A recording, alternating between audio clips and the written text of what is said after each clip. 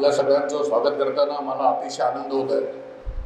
नागपूर नगरीमध्ये जवळजवळ 1969 पासून ज्ञानोद्धा व्याख्यानमाला हा एक अभ्यासपूर्ण व्याख्यानक्रम असा आपण अभ्यास वर्गासारखा एक प्रशिक्षण नागपुरात सुरू आहे। आजचा आनंदाचा विषय आज एक सामाजिक प्रश्नाच्या अनुषंगाने आपल्या इथे वक्ते बोलणार आहेत। आजचं संचालन सुनील गुईकरजी करणार आहेत आणि ते आपल्या सगळ्या वक्त्यांचा परिचय तसा विषय सांगतील। मी सुरुवातीला माननीय सुनीलजी गुईकरांना विनंती करतो की त्यांनी सन्माननीय पाहुण्यांना व्यासपीठावर घेऊन यावं। आपल्या सगळ्यांना कल्पना आहे सुनीलजी गुईकर हे नागपुरामधल्या तरुण भारत या संपादकीय विभागात होते, तसेच ते व्यवस्थापकीय संचालक होते। आता त्याच्यानंतर त्यांनी स्वतः आता एक लोकवाणी म्हणून वर्तमानपत्र चालवतात आणि आपल्या इथे दरवेळी जे रेकॉर्डिंग होतं, हे जे रेकॉर्डिंग चालू आहे, हे शंकनाथ हे त्यांच्यातर्फे केलं जातं। त्यामुळे असे सुनील गुईकरजी आजच्या कार्यक्रमाचे आयोजक आहेत। मी पुढील सूत्र त्यांच्याकडे सोपवतो। नमस्कार सगळ्यांना नमस्कार। आपल्याला कल्पना आहे की ज्ञानयोद्धाचं हे 57 वर्ष आहे आणि गेल्या शतकातले 35 वर्ष आणि या शतकातले 25 वर्ष असे 57 वर्ष पूर्ण या संस्थेला होत आहे। एखादा उपक्रम इतकी वर्ष चालणे हे खरोखरच अभिनंदनास्पद आहे। आजचा जो विषय आहे, मी पाहुण्यांच्या परिचयावर पण येतो, पण त्याच्यापूर्वी एक विषय त्यांचा जेव्हा विषय येईल त्यावेळेला ती व्यक्ती नेमकी कोण बोलणार आहे हे आपल्याला कळेलच। आज मंचावर आपल्या सगळ्यांचे सुपरिचित दिलीपराव देवधर आहेत। कार्यक्रमाचे अध्यक्ष नागपुरातले एक ज्येष्ठ संपादक श्री गोपाळ कडूकर आहेत। नागपुरातलं एक दैनिक दिव्यवतन आहे जे अनेक वर्ष साप्ताहिक आणि नंतर ज्याचं दैनिकामध्ये रूपांतर झालं, असं एक यशस्वी वृत्तपत्राच्या क्षेत्रामधलं एक नाव गोपाळ कडूकरजी आहेत। सुभाषजी लोहे आज या मंचावर आहेत, संघाचे प्रचारक पण राहिले आहेत आणि पॉलिटिकल सायन्स हा त्यांचा अध्यापनाचा विषय राहिला आहे। वर्धा जिल्ह्यातल्या आष्टी इथनं आपण आलेला आहात आणि प्राध्यापक श्याम कोरेटी सर अतिशय एक अभ्यासू व्यक्तिमत्व, उच्च विद्या विभूषित आणि नागपूर विद्यापीठामध्ये डीन आपण आहात सर। आणि आज वेगवेगळे विषय जेव्हा तुम्ही मांडाल तेव्हा नेमका कुठला विषय आपण मांडणार आहात ते मी सांगेलच। आजचा विषय ज्यावेळेला दिलीपरावांनी आपल्या सगळ्यांसमोर एक पोस्टर आपल्या सगळ्यांना पाठवलं, तर विषय शब्दांमध्ये न मांडता आकड्यांमध्ये मांडला गेलेला आपल्याला दिसला असेल की 50 + 20 + 10 + 10। आता हा 50 + 20 + 10 + 10 नेमकं काय आहे, तर त्याच्या मागची संकल्पना अशी आहे की एकूणच हिंदू समाजाचा जेव्हा आपण विचार करतो, 100% हिंदू असा शब्द आपण प्रयोग करतो किंवा सकल हिंदू समाज असं जेव्हा आपण म्हणतो, तेव्हा आपण सगळ्यांनी एक गोष्ट लक्षात ठेवली पाहिजे की या एकूण हिंदू समूहाचा जेव्हा आपण विचार करू तेव्हा याच्यामध्ये 50% ओबीसी आहेत, 20% SC समाज आहे, शेड्यूल कास्ट आहे, 10% आदिवासी समाज आहे आणि उरलेला जो 20 सवर्ण समाज आहे त्यातल्या पण 10% महिला आहेत। महिलांना वेगळं का मोजलाय हे माझ्या पुढच्या बोलण्यातून येईल, पण म्हणून हा 50% ओबीसी मधला 50, 20% SC समाज मधला तो 20, 10% आदिवासी मधला 10 आणि सवर्ण समाजातल्या पण 10% महिला, अर्ध्या महिला, म्हणून तो 10चा आकडा। म्हणून हा 50 + 20 + 10 + 10 अशी या विषयाची मांडणी आहे। एकूण आपण जेव्हा या समाजाचा विचार करतो तेव्हा थोडंसं मागे जर आपण गेलो तर आपल्या असं लक्षात येईल की एक प्रकारचा जातीच्या आधारावरचा भेद या समाजामध्ये राहिला हे तुम्ही मी कोणीच नाकारू शकत नाही, ही वस्तुस्थिती आहे। आणि एखाद्या समाजामध्ये एखाद्या मुद्द्याच्या आधारावर जेव्हा भेद निर्माण होतो तेव्हा त्यातनं जे असंतुलन समाजामध्ये निर्माण होते त्याचा जो परिणाम असतो तो खरंच घातक असतो. पण हा बिघडलेल्या समाज व्यवस्थेचा हा एक भाग आहे हे आपण सगळ्यांनी मानलं पाहिजे. आणि समाज व्यवस्था जेव्हा बिघडते तेव्हा त्याचे परिणाम जातीने ब्राह्मण असलेल्या ज्ञानेश्वरांनाही सहन करावे लागतात आणि मागासवर्गीय समाजात जन्माला आले म्हणून डॉक्टर बाबासाहेब आंबेडकरांनाही सहन करावे लागतात.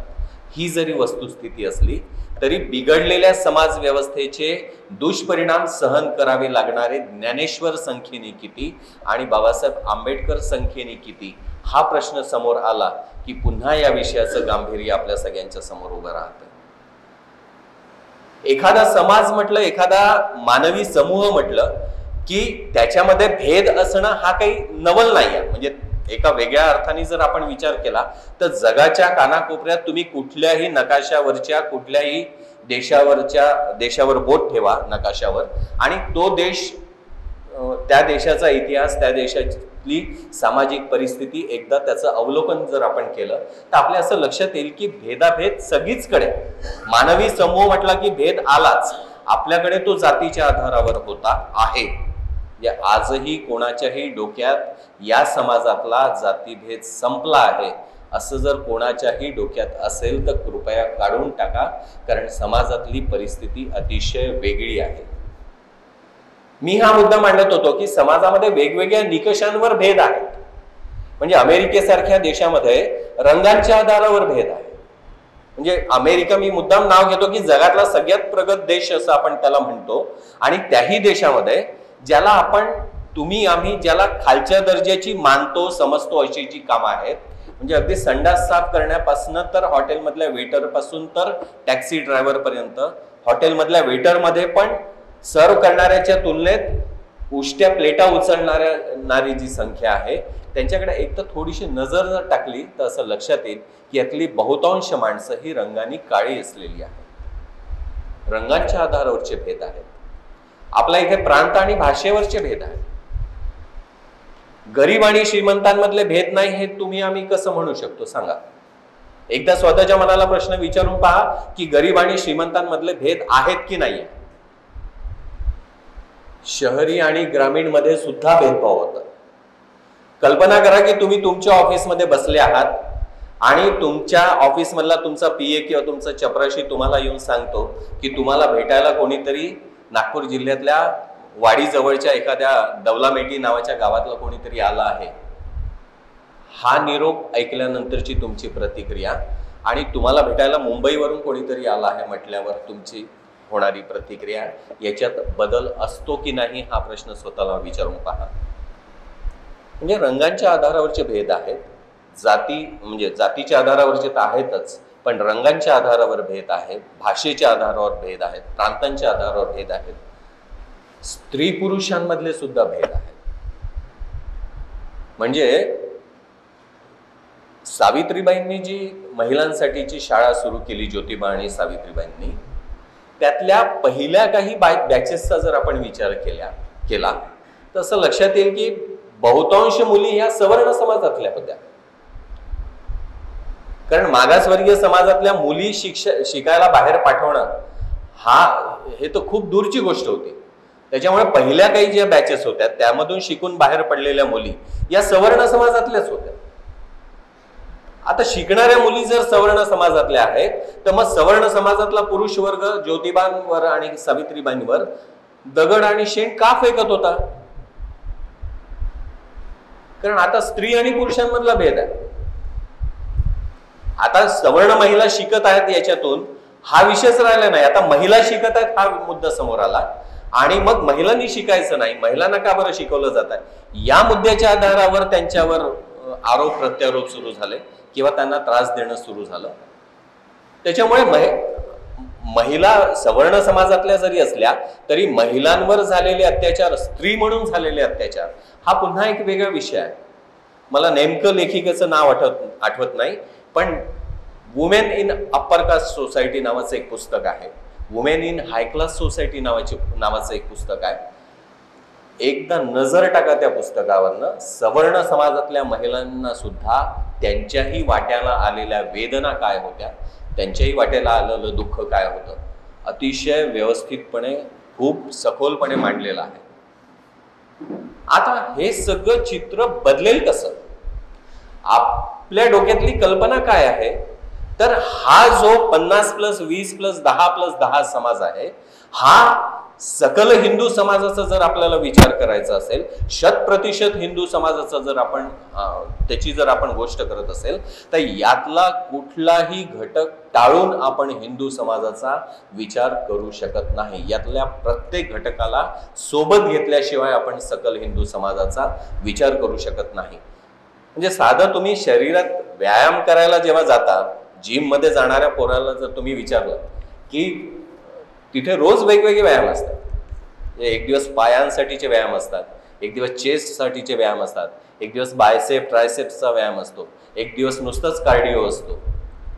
शरीरातल्या प्रत्येक भागाचा विकास झाला पाहिजे, प्रत्येक भागाचा पोषण झालं पाहिजे, त्या दृष्टीने व्यायामाचे हे टप्पे सेट केलेले आहेत. यातला मी फक्त पायाचेच व्यायाम करत जाईल असं जर कोणी म्हटलं तर त्याच्या बाकीच्या शरीराच्या बाकीच्या भागांचं काय, हा प्रश्न उरतोच.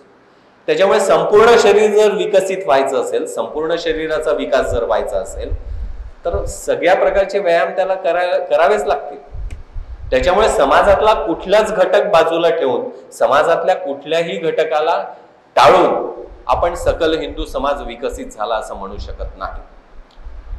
त्याच्यामुळे या समाजाचे त्यांचं जे प्रमाण समाजामध्ये आहे, त्या प्रमाणामध्ये या समाजाला सगळ्या क्षेत्रामध्ये प्रतिनिधित्व मिळालं पाहिजे, आरक्षणातून नाही.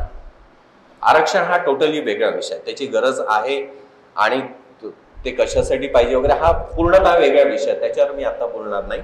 पण एक वेगळी व्यवस्था निर्माण झाली पाहिजे की समाजातले हे सगळे घटक त्यांच्या ताकदीवर, त्यांच्या मेरिटवर विकसित झाले पाहिजे आणि त्या मेरिटच्या भरोश्यावर त्यांना समाजातल्या वेगवेगळ्या क्षेत्रामध्ये, अगदी मिलिटरी पासून तर राजकारणापर्यंत सगळ्या क्षेत्रामध्ये त्यांचा सहभाग त्या संख्येच्या प्रमाणात असला पाहिजे. तो जर नसेल तर हा समाज पूर्णपणे विकसित झाला, हिंदू समाजाचा आपण सकलपणे विचार केला असं आपल्याला म्हणताच येणार नाही. त्याच्यामुळे आणि मग आता असा प्रश्न येऊ शकतो की जे लोक आज या सगळ्या आरक्षणाच्या व्यवस्थेबद्दल विचार करत असतील किंवा एकूण आताच्या परिस्थितीचा सामना करत असतील, नव्या पिढीतले प्रामुख्याने लोक, त्यांच्या डोक्यात हा प्रश्न येऊ शकतो की माझा काय प्रश्न याच्यात, माझ्या पूर्वजांनी जे काही करून ठेवलं त्याचे परिणाम मी का भोगायचे, आता मी का म्हणून हे सगळं सहन करू. आपल्याला हे लक्षात घेतलं पाहिजे की समाजातल्या ज्या व्यवस्थेमुळे या समाजातला एक वर्ग पुढे जाऊ शकला, ही त्याची जबाबदारी आहे की त्याच व्यवस्थेमुळे जो समाज मागे राहून गेला आहे त्याला हात धरून पुढे नेणे ही त्याची जबाबदारी आहे. आता माझ्या पूर्वजांनी जर काही करून ठेवलं असेल तर आताची पिढी म्हणून ती माझी जबाबदारी आहे. म्हणजे आता बऱ्याचदा आपण असं ऐकत असतो की एखाद्याचं पैसे कोणी बुडवले, आपण असं म्हणतो की जाऊ दे, तुझं मागच्या जन्मीचं काहीतरी कर्ज असेल. तर हे असं समजा की हे आपल्या पूर्वजांनी आपल्यासाठी करून ठेवलेलं कर्ज आहे. त्यांच्या वागण्यामुळे, त्यांच्या एकूणच सगळ्या भूमिकांमुळे जी काही समस्या निर्माण झाली त्याचं निराकरण करणे ही आता समाजातला एक पुढारलेला समाज म्हणून, पुढारलेला समूह म्हणून ही आपली जबाबदारी आहे. याच्यासाठी सगळ्यात पहिले काय व्हायला पाहिजे तर तुमच्या माझ्या डोक्यातून जात गेली पाहिजे. समाजात बदल घडून येतात आहे, नाही असं नाही. रोटीबेटीचे व्यवहार होण्यापासून तर अनेक गोष्टी घडतात आहे, पण तरी जात डोक्यातून गेलेली नाही आपल्या, हे नक्की आहे. अजूनही आडनावावरून समोरच्या व्यक्तीने परिचय करून दिला की त्याच्या आडनावावरून आपण जात शोधायला लागतो, ही वस्तुस्थिती आहे, ही नाकारताच येत नाही. जात संपेल कशी? तुमच्या माझ्या म्हणजे डोक्यात भिनलेली आहे.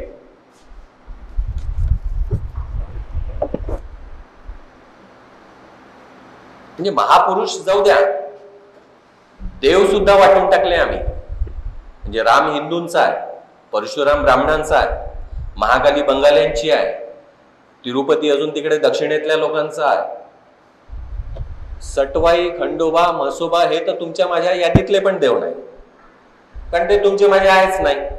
ते तिकडच्या कुठल्या तरी लोकांचे आहे, आणि ते तिकडचे जे लोक आहेत ते आमच्या यादीत नाही.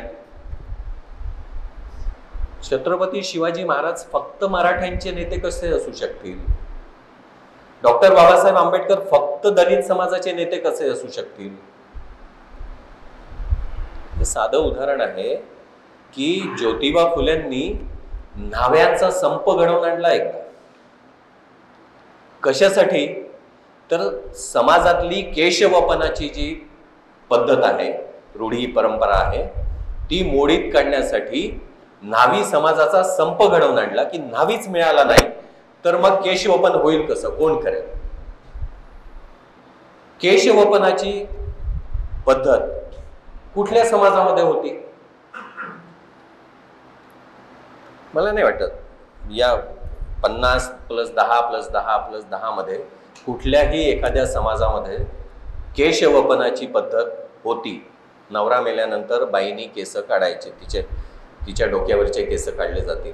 ही पद्धत फक्त आणि फक्त सवर्ण समाजामध्ये, त्यातल्याही एका पर्टिक्युलर जातीमध्ये ही व्यवस्था, ही पद्धती होती.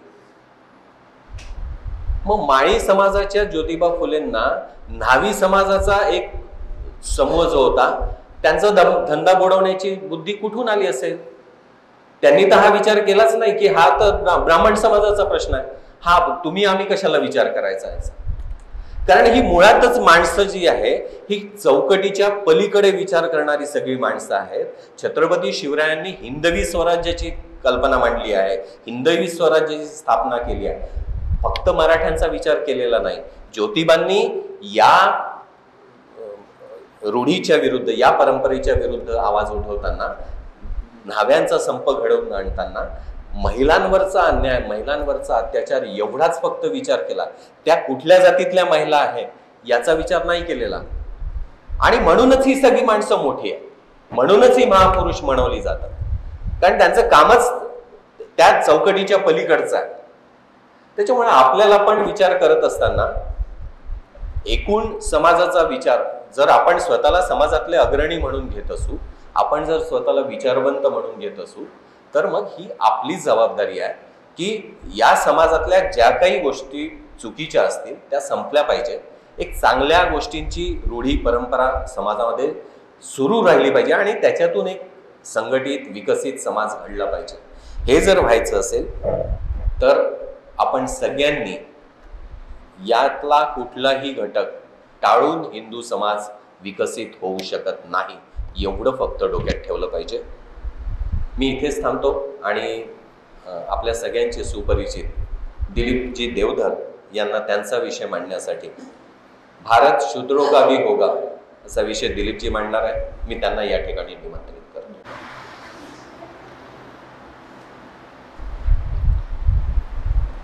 आर्य श्रेष्ठ महात्मा गांधी, सृजन योगी डॉक्टर हेडगेवार आणि ज्ञानसूर्य डॉक्टर बाबासाहेब आंबेडकर या 3 स्फूर्तीस्थानांना मी वंदन करून भारत शूद्रोगामी होगा हा विषय 15 मिनिटात आपल्यासमोर मांडणार आहे. आणि टाईममध्ये तो विषय पूर्ण व्हावा म्हणून मुद्दामून स्टॉपवॉच सुरू करतोय. आपल्याला स्वामी विवेकानंद सर्वांना माहिती आहे आणि मी तुमच्याशी टेलिग्राफिक भाषेत बोलणार आहे.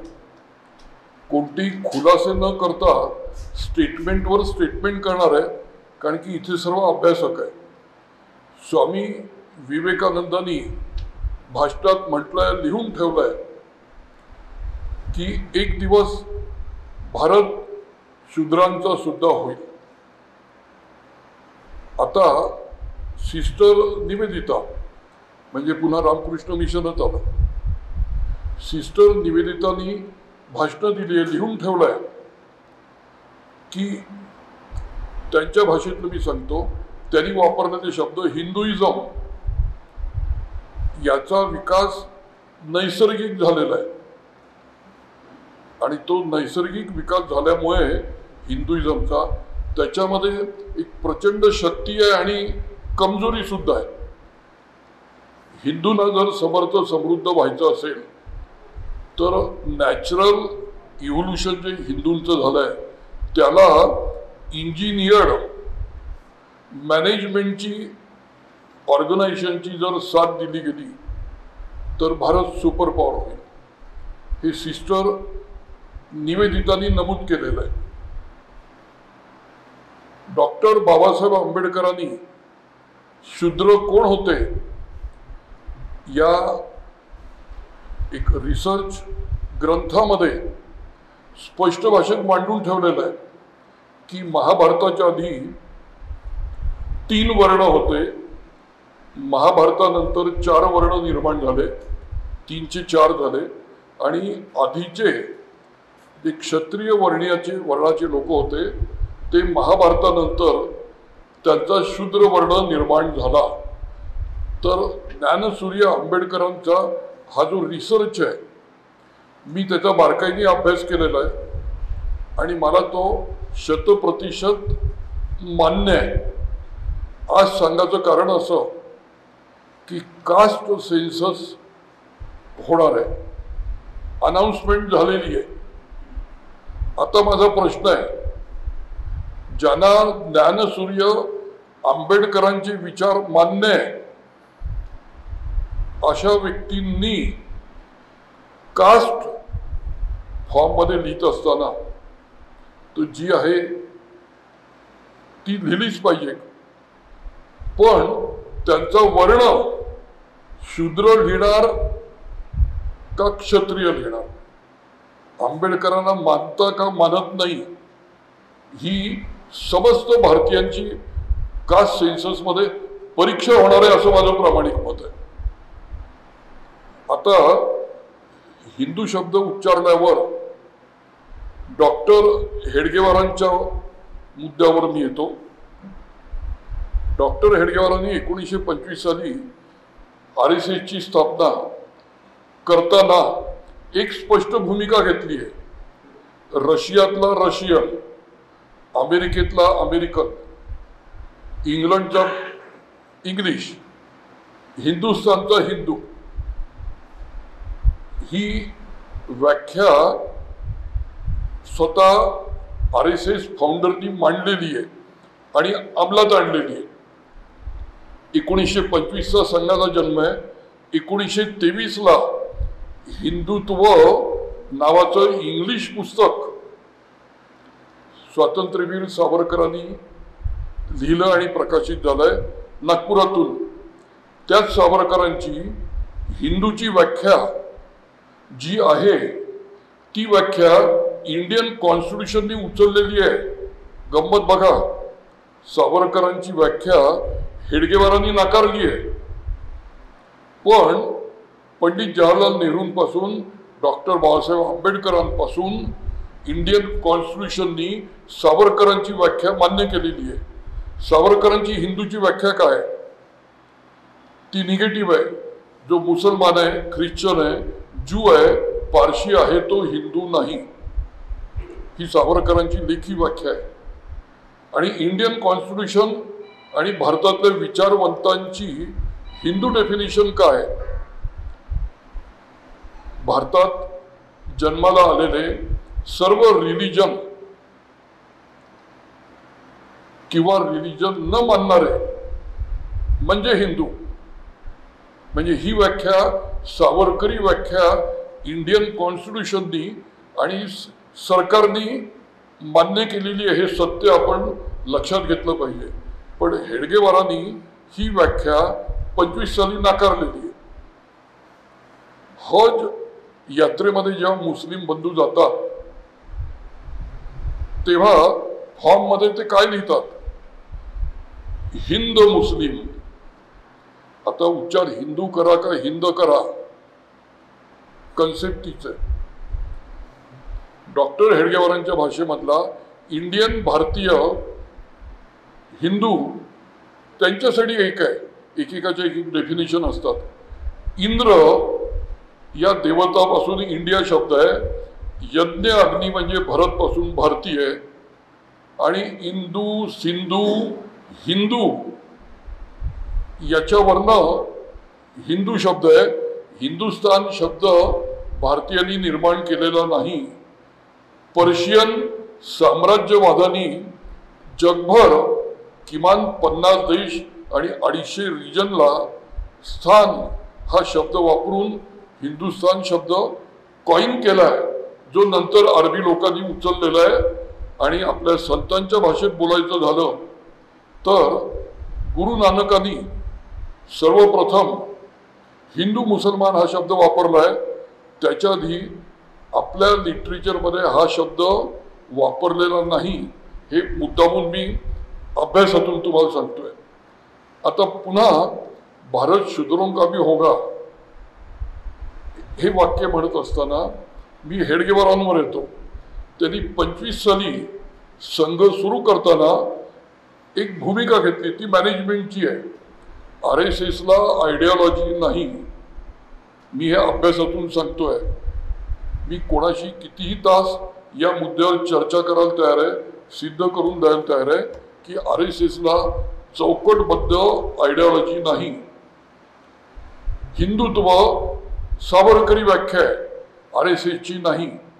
तर एक मुद्दा लक्षात घ्या की डॉक्टरांनी RSS सुरू करताना एक मॅनेजमेंटची भूमिका घेतली. जो हिंदू, जो स्वतःला हिंदू म्हणतो, मी त्याला, जो मला इझिली अवेलेबल होईल त्याला मी ऑर्गनाईज करीन, त्याचं मेंटल प्रोग्रामिंग करीन, त्याच्यावर संस्कार करीन. आणि अशा रीतीने 1925ला विदाऊट फिल्टर हिंदू स्वतःला म्हणवणाऱ्यांचा RSS प्रारंभ झाला. 1936ला दुसरा RSS जन्माला आलेला आहे. 25चा RSS पुरुषांचा आहे, 36चा RSS महिलांचा आहे. राष्ट्र सेविका समिती म्हणजे अक्रॉनिम RSS हे लक्षात घ्या. याचा अर्थ RSSच्या प्रोसेसमध्ये 25 साली स्वतःला हिंदू म्हणणारे ऑर्गनाईज करणं सुरू झालं. 36 साली महिलांसाठी स्पेशल कार्यक्रम सुरू झाला.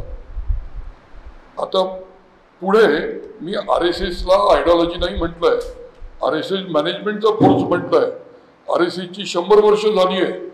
त्यामुळे मॅनेजमेंट थेरीमध्ये आयडिओलॉजी नसते.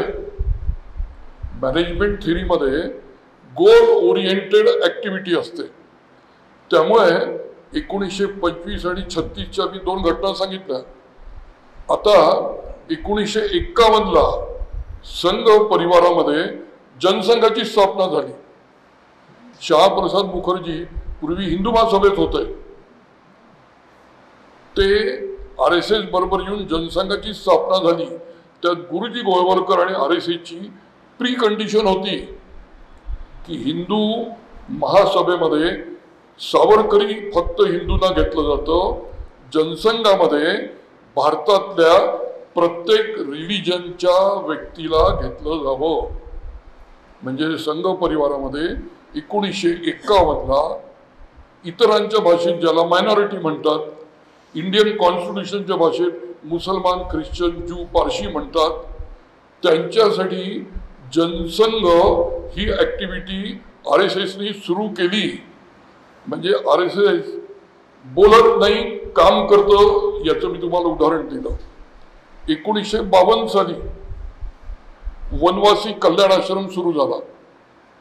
म्हणजे पहिले मी हिंदू म्हणणाऱ्यांना घेणं, मग महिलांसाठी काम करणं, आणि 52 साली वनवासी कल्याण आश्रमातून जे वनवासी बंधू आहे, आता शब्द भिन्न आहे, त्यांना आदिवासी म्हणा, वनवासी म्हणा, गिरिजन म्हणा, जे म्हणायचं ते म्हणा. हकीकत आहे की भारतात वनवासी आहेत, ट्रायबल आहेत. त्यांच्यासाठी 1952 पासून संघ परिवारांनी काम सुरू केलंय. या वर्षावर लक्ष द्या. न बोलता काम आणि आरडाओरडा करून काम, संघर्ष करून काम आणि बंधुभावाचं सामंजस्याचं काम, हा फरक लक्षात घ्या. म्हणजे 52 साली काय झालं, वनवासी कल्याण आश्रमाचं काम सुरू झालं. म्हणजे हिंदू समाजात टार्गेटेड ऑडियन्स बदलतोय, स्पेशलाइज ऍक्टिव्हिटी होते. 25, 36, 51, 52 नंतर काय घडलं, 72 साली संघ परिवाराचे निर्माते गुरुजी गोळवलकर यांनी 1972ला चिंतन बैठकीत भाषण दिलंय. ठाण्यामध्ये भाषण उपलब्ध आहे. त्यांचं वाक्य सांगतो, बीज रूपाने 1925 ते 1972 आम्ही संघ निर्माण केलाय, आम्ही कार्यकर्त्यांना घडवलंय. बीज रूपाने आता अखिल भारतीय संघ तयार झालाय. आता गोळवलकर म्हणतात, त्यांच्या जीवनातलं ते शेवटचं भाषण आहे, ते म्हणतात की बीज रूपाने तयार झाल्यानंतर आता आपल्याला हिंदू समाजातील प्रत्येक अंगामध्ये, प्रत्येक स्तरावर, प्रत्येक गटामध्ये जाऊन तिथल्या चांगल्या कार्यकर्त्यांना निवडून आपल्याला कार्य वाढवायचं. त्यामुळे 72 ऑनवर्ड 73ला बाळासाहेब देवरस आले, वसंत व्याख्यानमालाचं भाषण आहे. आणि ओबीसी समाजासाठी संघ परिवाराने ऑर्गनाइज काम सुरू केलं. म्हणजे मी तुम्हाला 72 वरनं 73 वर नेलंय. आता 1983 साली एक असा दिवस उजाडला ज्या दिवशी आंबेडकरांचा आणि हेडगेवारांचा स्फूर्ती दिन एकच आला. त्या दिवशी समरसता मंचाचा प्रारंभ झालाय. समरसता मंचाचा 1983ला प्रारंभ झालाय. म्हणजे महिलांनंतर, वनवासी समाजानंतर, ओबीसी नंतर शेड्यूल कास्ट बंधूंसाठी समरसता मंच सुरू झालेला आहे. हा मुद्दा लक्षात घ्या. 1983 सांगितलं तुम्हाला समरसता मंच, इयर लक्षात घ्या. आता 1988ला भारतीय स्त्री शक्ती ही संघटना सुरू झाली. म्हणजे राष्ट्र सेविका समिती आणि भारतीय स्त्री शक्ती म्हणजे स्त्रियांसाठी, म्हणजे यांचा जो भाषणाचा विषय 50, 20, 10, 10, तर 50% ओबीसी साठी, 73 पासून 10% एसटी साठी, शेड्यूल ट्राईबसाठी, 52 पासून, 83 पासून शेड्यूल कास्ट बंधूंसाठी कार्य सुरू झालेलं आहे. आता अजून एक महत्वाचा पॉईंट सांगतो. तो पॉईंट असा की 1992 पासून संघ परिवारामध्ये 100 संघटना आहे, त्यातल्या फेमस 36 किंवा 32 आहे. तिथे लाखोंचं महिला नेतृत्व ऑलरेडी उभं झालेलं आहे. त्यांचं समन्वयाचं काम RSSनी 1992ला सुरू केलं. मी तुम्हाला उत्क्रांतीचा इतिहास सांगतोय. गुरुजी जन्मशताब्दीमध्ये म्हणजे 2006-2007ला एक हार्मोनी ऍक्टिव्हिटी सुरू झाली, सद्भाव ऍक्टिव्हिटी. ती ऍक्टिव्हिटी काय, तर स्वतःला हिंदू म्हणणाऱ्या हिंदू समाजात विविध जाती आणि उपजाती आहे. 3000 मोठ्या प्रमाणातल्या जाती आहे, 25,000 उपजाती आहे. पूर्वीचे 4 नसलेले पण नंतर झालेले आधीचे 3 आणि 4 वर्ण आहे. यांच्या ज्या संघटना आहेत त्यांच्याबरोबर ऑर्गनाइज पद्धतीने बंधुभाव वाढवावा म्हणून 2006-07ला संघ परिवाराने सद्भाव गतिविधी सुरू केला. मी हे सर्व तपशील का सांगतोय, बोलणारे बोलतात, भाषण देणारे भाषण देतात, टीका करणारे टीका करतात, पण काम करणारे न बोलता काम करतात. तर 1925 ते 2025 जे 100 वर्ष काम झालंय, तर हिंदूंबद्दल बोलणारे अनेक आहे, करणारे कमी आहे. आणि हिंदू समाज त्याची शक्ती कशी मोजली जाईल? तर ही जर चेन असेल, शृंखला असेल, तर शृंखलेची ताकद कशी मोजतात? जी कडी सर्वात दुर्बल असते, एखादी चेन तुटते कुठे? मजबूत कडीत नाही तुटत, कमजोर कडीत तुटते. तर कमजोर कडीला बोलणं सोपं आहे, पण काम करून प्लॅन्ड पद्धतीने वर्क करणं डिफिकल्ट आहे. हे काम संघ न बोलता मॅनेजमेंट टेक्निकनी प्रॅक्टिकली करतोय. 2024च्या निवडणुकीमध्ये संघ परिवारातर्फे 5.5 लाख, फिगर लक्षात घ्या, 5.5 लाख महिला नेत्यांची, वर्कर नाही, कार्यकर्त्या नाही, मेंबर नाही, परिवारातील 5.5 लाख महिला नेत्यांचं 1 आणि 2 दिवसाचं वर्कशॉप भारतात घेण्यात आलं. 1000 वर्कशॉप झाली, त्यात 5.5 लाख महिलांचा सहभाग आहे, महिला नेत्यांचा. ही घटना 2024ची आहे. पण संघ कसं काम करतो नमुना सांगतो. 24ला 5.5 लाख महिला एकत्रित केल्या, नेतृत्व उभं केलंय. मी जेव्हा 29ला रिझर्वेशन इम्प्लिमेंट होईल तेव्हा भारतात 32 संघटनांमधल्या ऍक्टिव्ह 5.5 लाख महिला उमेदवार म्हणून समोर येऊ शकतात. म्हणजे संघ परिवारांनी, म्हणजे भाजपनी महिला रिझर्वेशनचं बिल केव्हा आणलं? 2023ला. पण महिलांसाठी काम केव्हा सुरू केलं? 1936 पासून. म्हणजे 36 ते 2023 काम केल्यावर 2024ला 5.5 लाख महिला उभ्या केल्या. म्हणजे बडबड करून हिंदू समाज सबल होणार नाही, नुसता संघर्ष करून होणार नाही. संघर्ष करून या जगात कामगारांचं राज्य आलं असतं तर कार्ल मार्क्सच्या विचाराप्रमाणे जग बदलून जायला पाहिजे होतं. पण कामगारांनो एक व्हा म्हणणारा रशिया, तो रशिया एक एक्सप्लॉयटरचा न्यू क्लासमध्ये कन्व्हर्ट झाला. आज रशियामध्ये, चायनामध्ये कुठे कामगारांचं राज्य? म्हणजे स्लोगन एक्सप्लॉइट केलं गेलं, कारण फील्ड वर्क कमी झालं.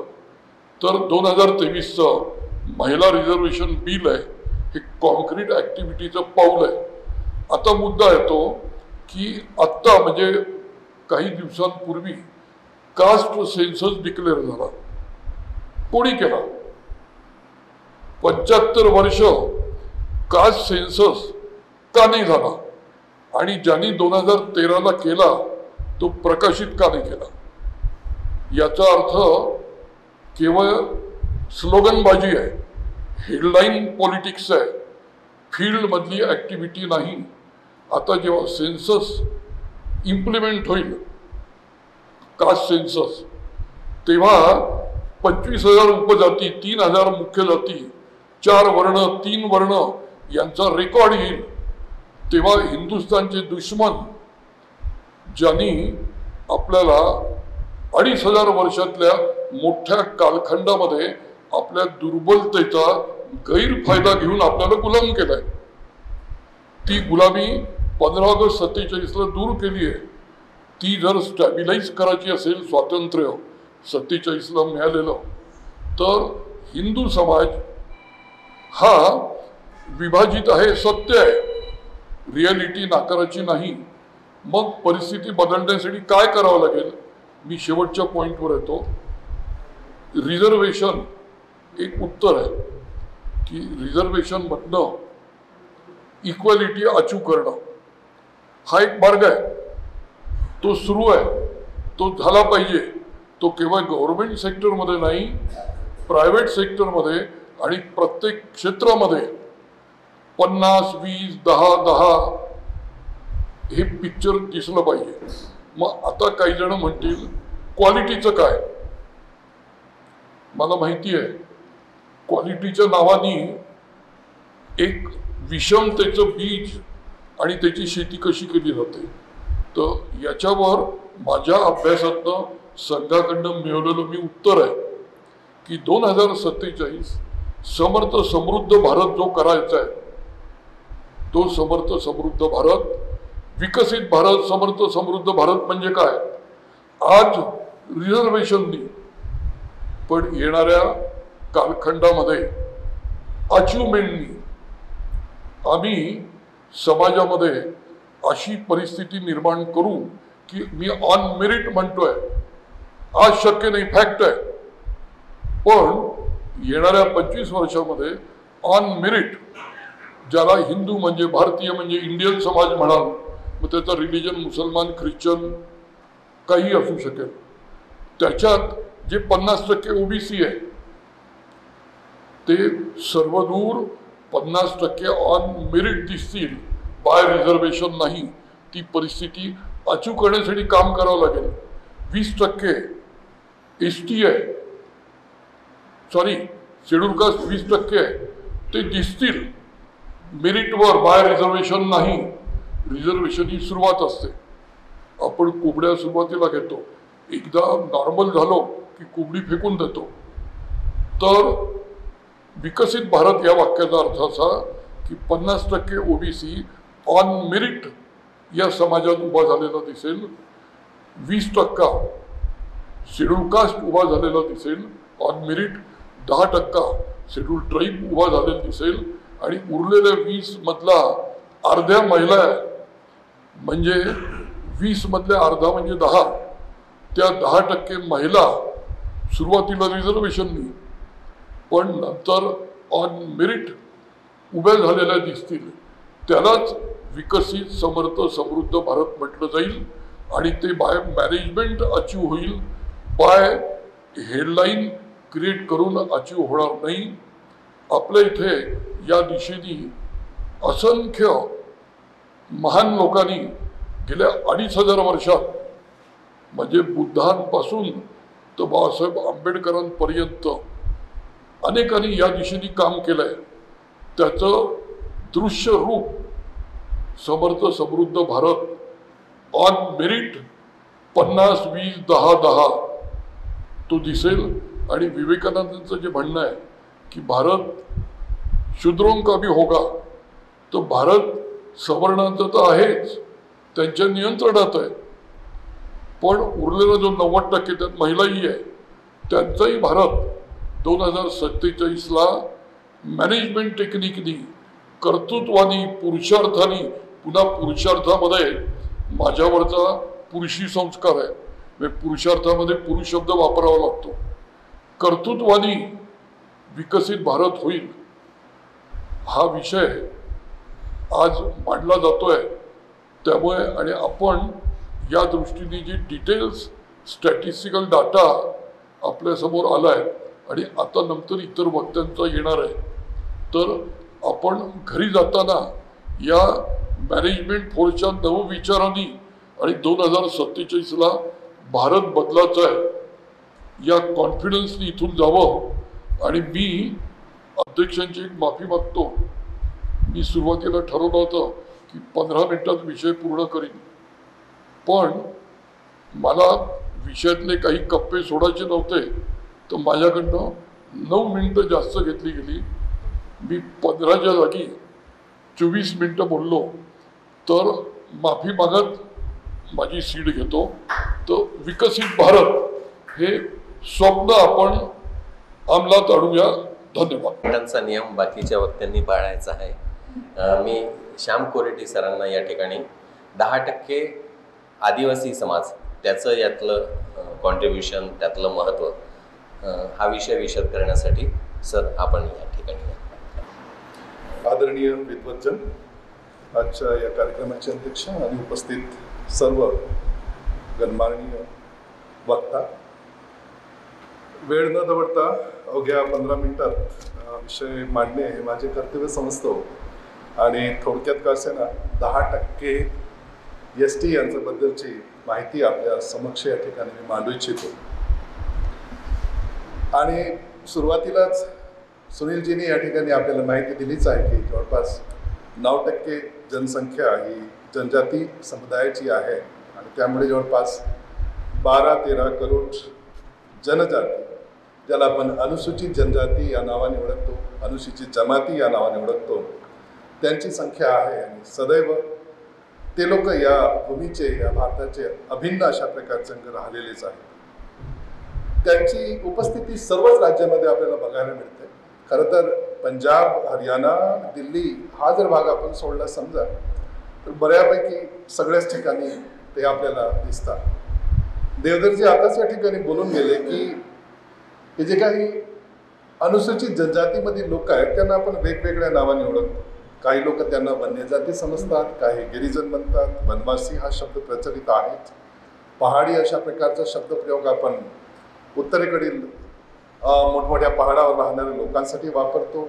आदिम हा शब्द सुद्धा आहे, आदिवासी अधिक प्रचलित आहे, कोयतूर हा शब्द सुद्धा येतो, मूलनिवासी अशा प्रकारचाही एक शब्दप्रयोग आपण ऐकतो. आणि अनुसूचित जनजाती किंवा अनुसूचित जमाती अशा प्रकारचा एक संविधानिक शब्द जो आपल्यामध्ये प्रचलित आहे, अशा पद्धतीच्या नावाने त्यांची ओळख आपण बघतो. भौगोलिकदृष्ट्या त्यांची उपस्थिती संपूर्ण देशावर आहे. ते लोक सर्वत्रच आहेत. म्हणजे ते लोक आपल्यापैकी अनेक लोकांमध्ये जे भ्रम्स आहे की जंगलामध्येच राहणारे लोक म्हणजेच आदिवासी आहेत किंवा गिरिजन आहेत किंवा वनवासी आहेत, अशा प्रकारचा आपण जे काही शब्द प्रयोग करतो ते तसं नाही आहे. त्यांची उपस्थिती देशाच्या सीमारेषेमध्ये सुद्धा आहे. ते अंदमान निकोबार सारख्या बेटामध्ये सुद्धा आपल्याला सापडतात. समुद्र किनारपट्टीमध्ये हे सुद्धा लोक आहेत, मैदानी भागामध्ये सुद्धा आहेत आणि आमच्यासारखे लोक शहरामध्ये सुद्धा आपल्याला आढळते.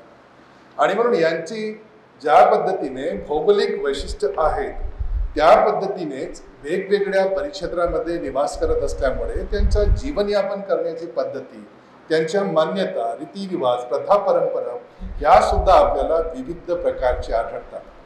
एवढेच नाही तर विदर्भाचा जर आपण या ठिकाणी विचार केला समजा तर गोंड अशा प्रकारचा समुदायाचा आपण विचार केला तर त्यात अनेक उपजमाती आपल्याला सापडतील आणि त्या उपजमातींची जी कल्चर आहे, संस्कृती आहे, ते सुद्धा एकमेकापासून भिन्न आढळण्याची शक्यता आपण या ठिकाणी नाकारू शकत नाही.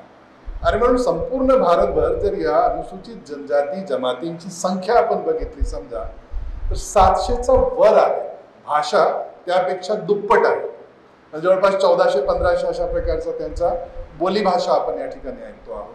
आणि म्हणूनच त्यांची जी काही संस्कृती आहे, प्रथा, परंपरा, रीतिरिवाज हे जे काही एवढ्या संपूर्ण कालखंडामध्ये विकसित झाल्या आहेत त्या विविध प्रकारच्या आपल्याला सापडतील. आणि म्हणून अशा परिस्थितीमध्ये हे लोक जे राहत आहेत तर त्यांना तिथे कोणी पाठवलं काय नव्हे, त्यांनी ते चूज केलेलं आहे.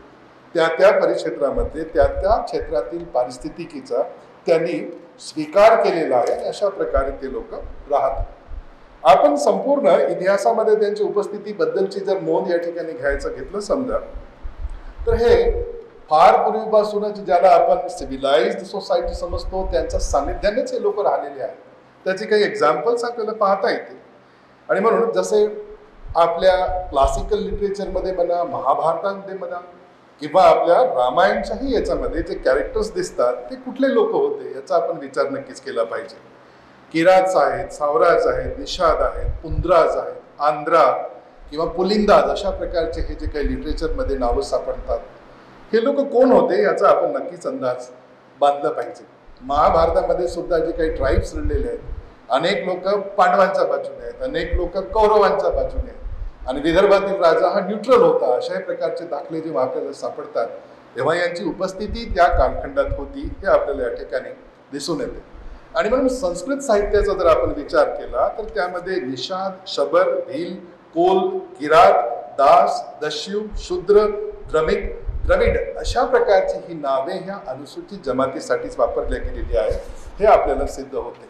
आणि म्हणून या देशामध्ये देवधर सरांनी आत्ताच थोड्या वेळापूर्वी आपल्याला सांगितलं की शूद्रों का भी भारत होगा असं जेव्हा ते आशावाद या ठिकाणी प्रगट करतात तेव्हा ते या आपण जर अशा प्रकारचे काही साहित्याचा जर आपण थोडासा आढावा घेतला तर आधीपासूनच भारत त्यांच्याही होता हे या ठिकाणी मला सांगावं असं वाटतं. आणि म्हणून ह्या जनजातीबद्दलची जी उपस्थिती आहे मधल्या कालखंडात कुठेतरी हरवल्यासारखी आपल्याला वाटते. कारण स्वातंत्र्योत्तर कालखंडात आपण जे काही इतिहास लिहिलेला आहे किंवा ज्यांनी कोणी लिहिलेला आहे त्या लोकांनी हिंसात्मक इतिहासाला जास्त स्थान दिलेलं नाही आणि अहिंसात्मक इतिहासापुढे हिंसात्मक पद्धतीने लढलेले जे काही त्या कालखंडातील युद्ध असतील, जाती असतील, जमाती असतील, त्यांचा इतिहास खरं तर आपल्याला सापडत नाही. आणि आपण अधिक खोलवर गेलो समजा तर अलेक्झांडर सोबत लढणारे जे काही जनजाती होत्या त्यांचे दाखले अलीकडच्या कालखंडात आपल्याला मिळू लागलेले आहे.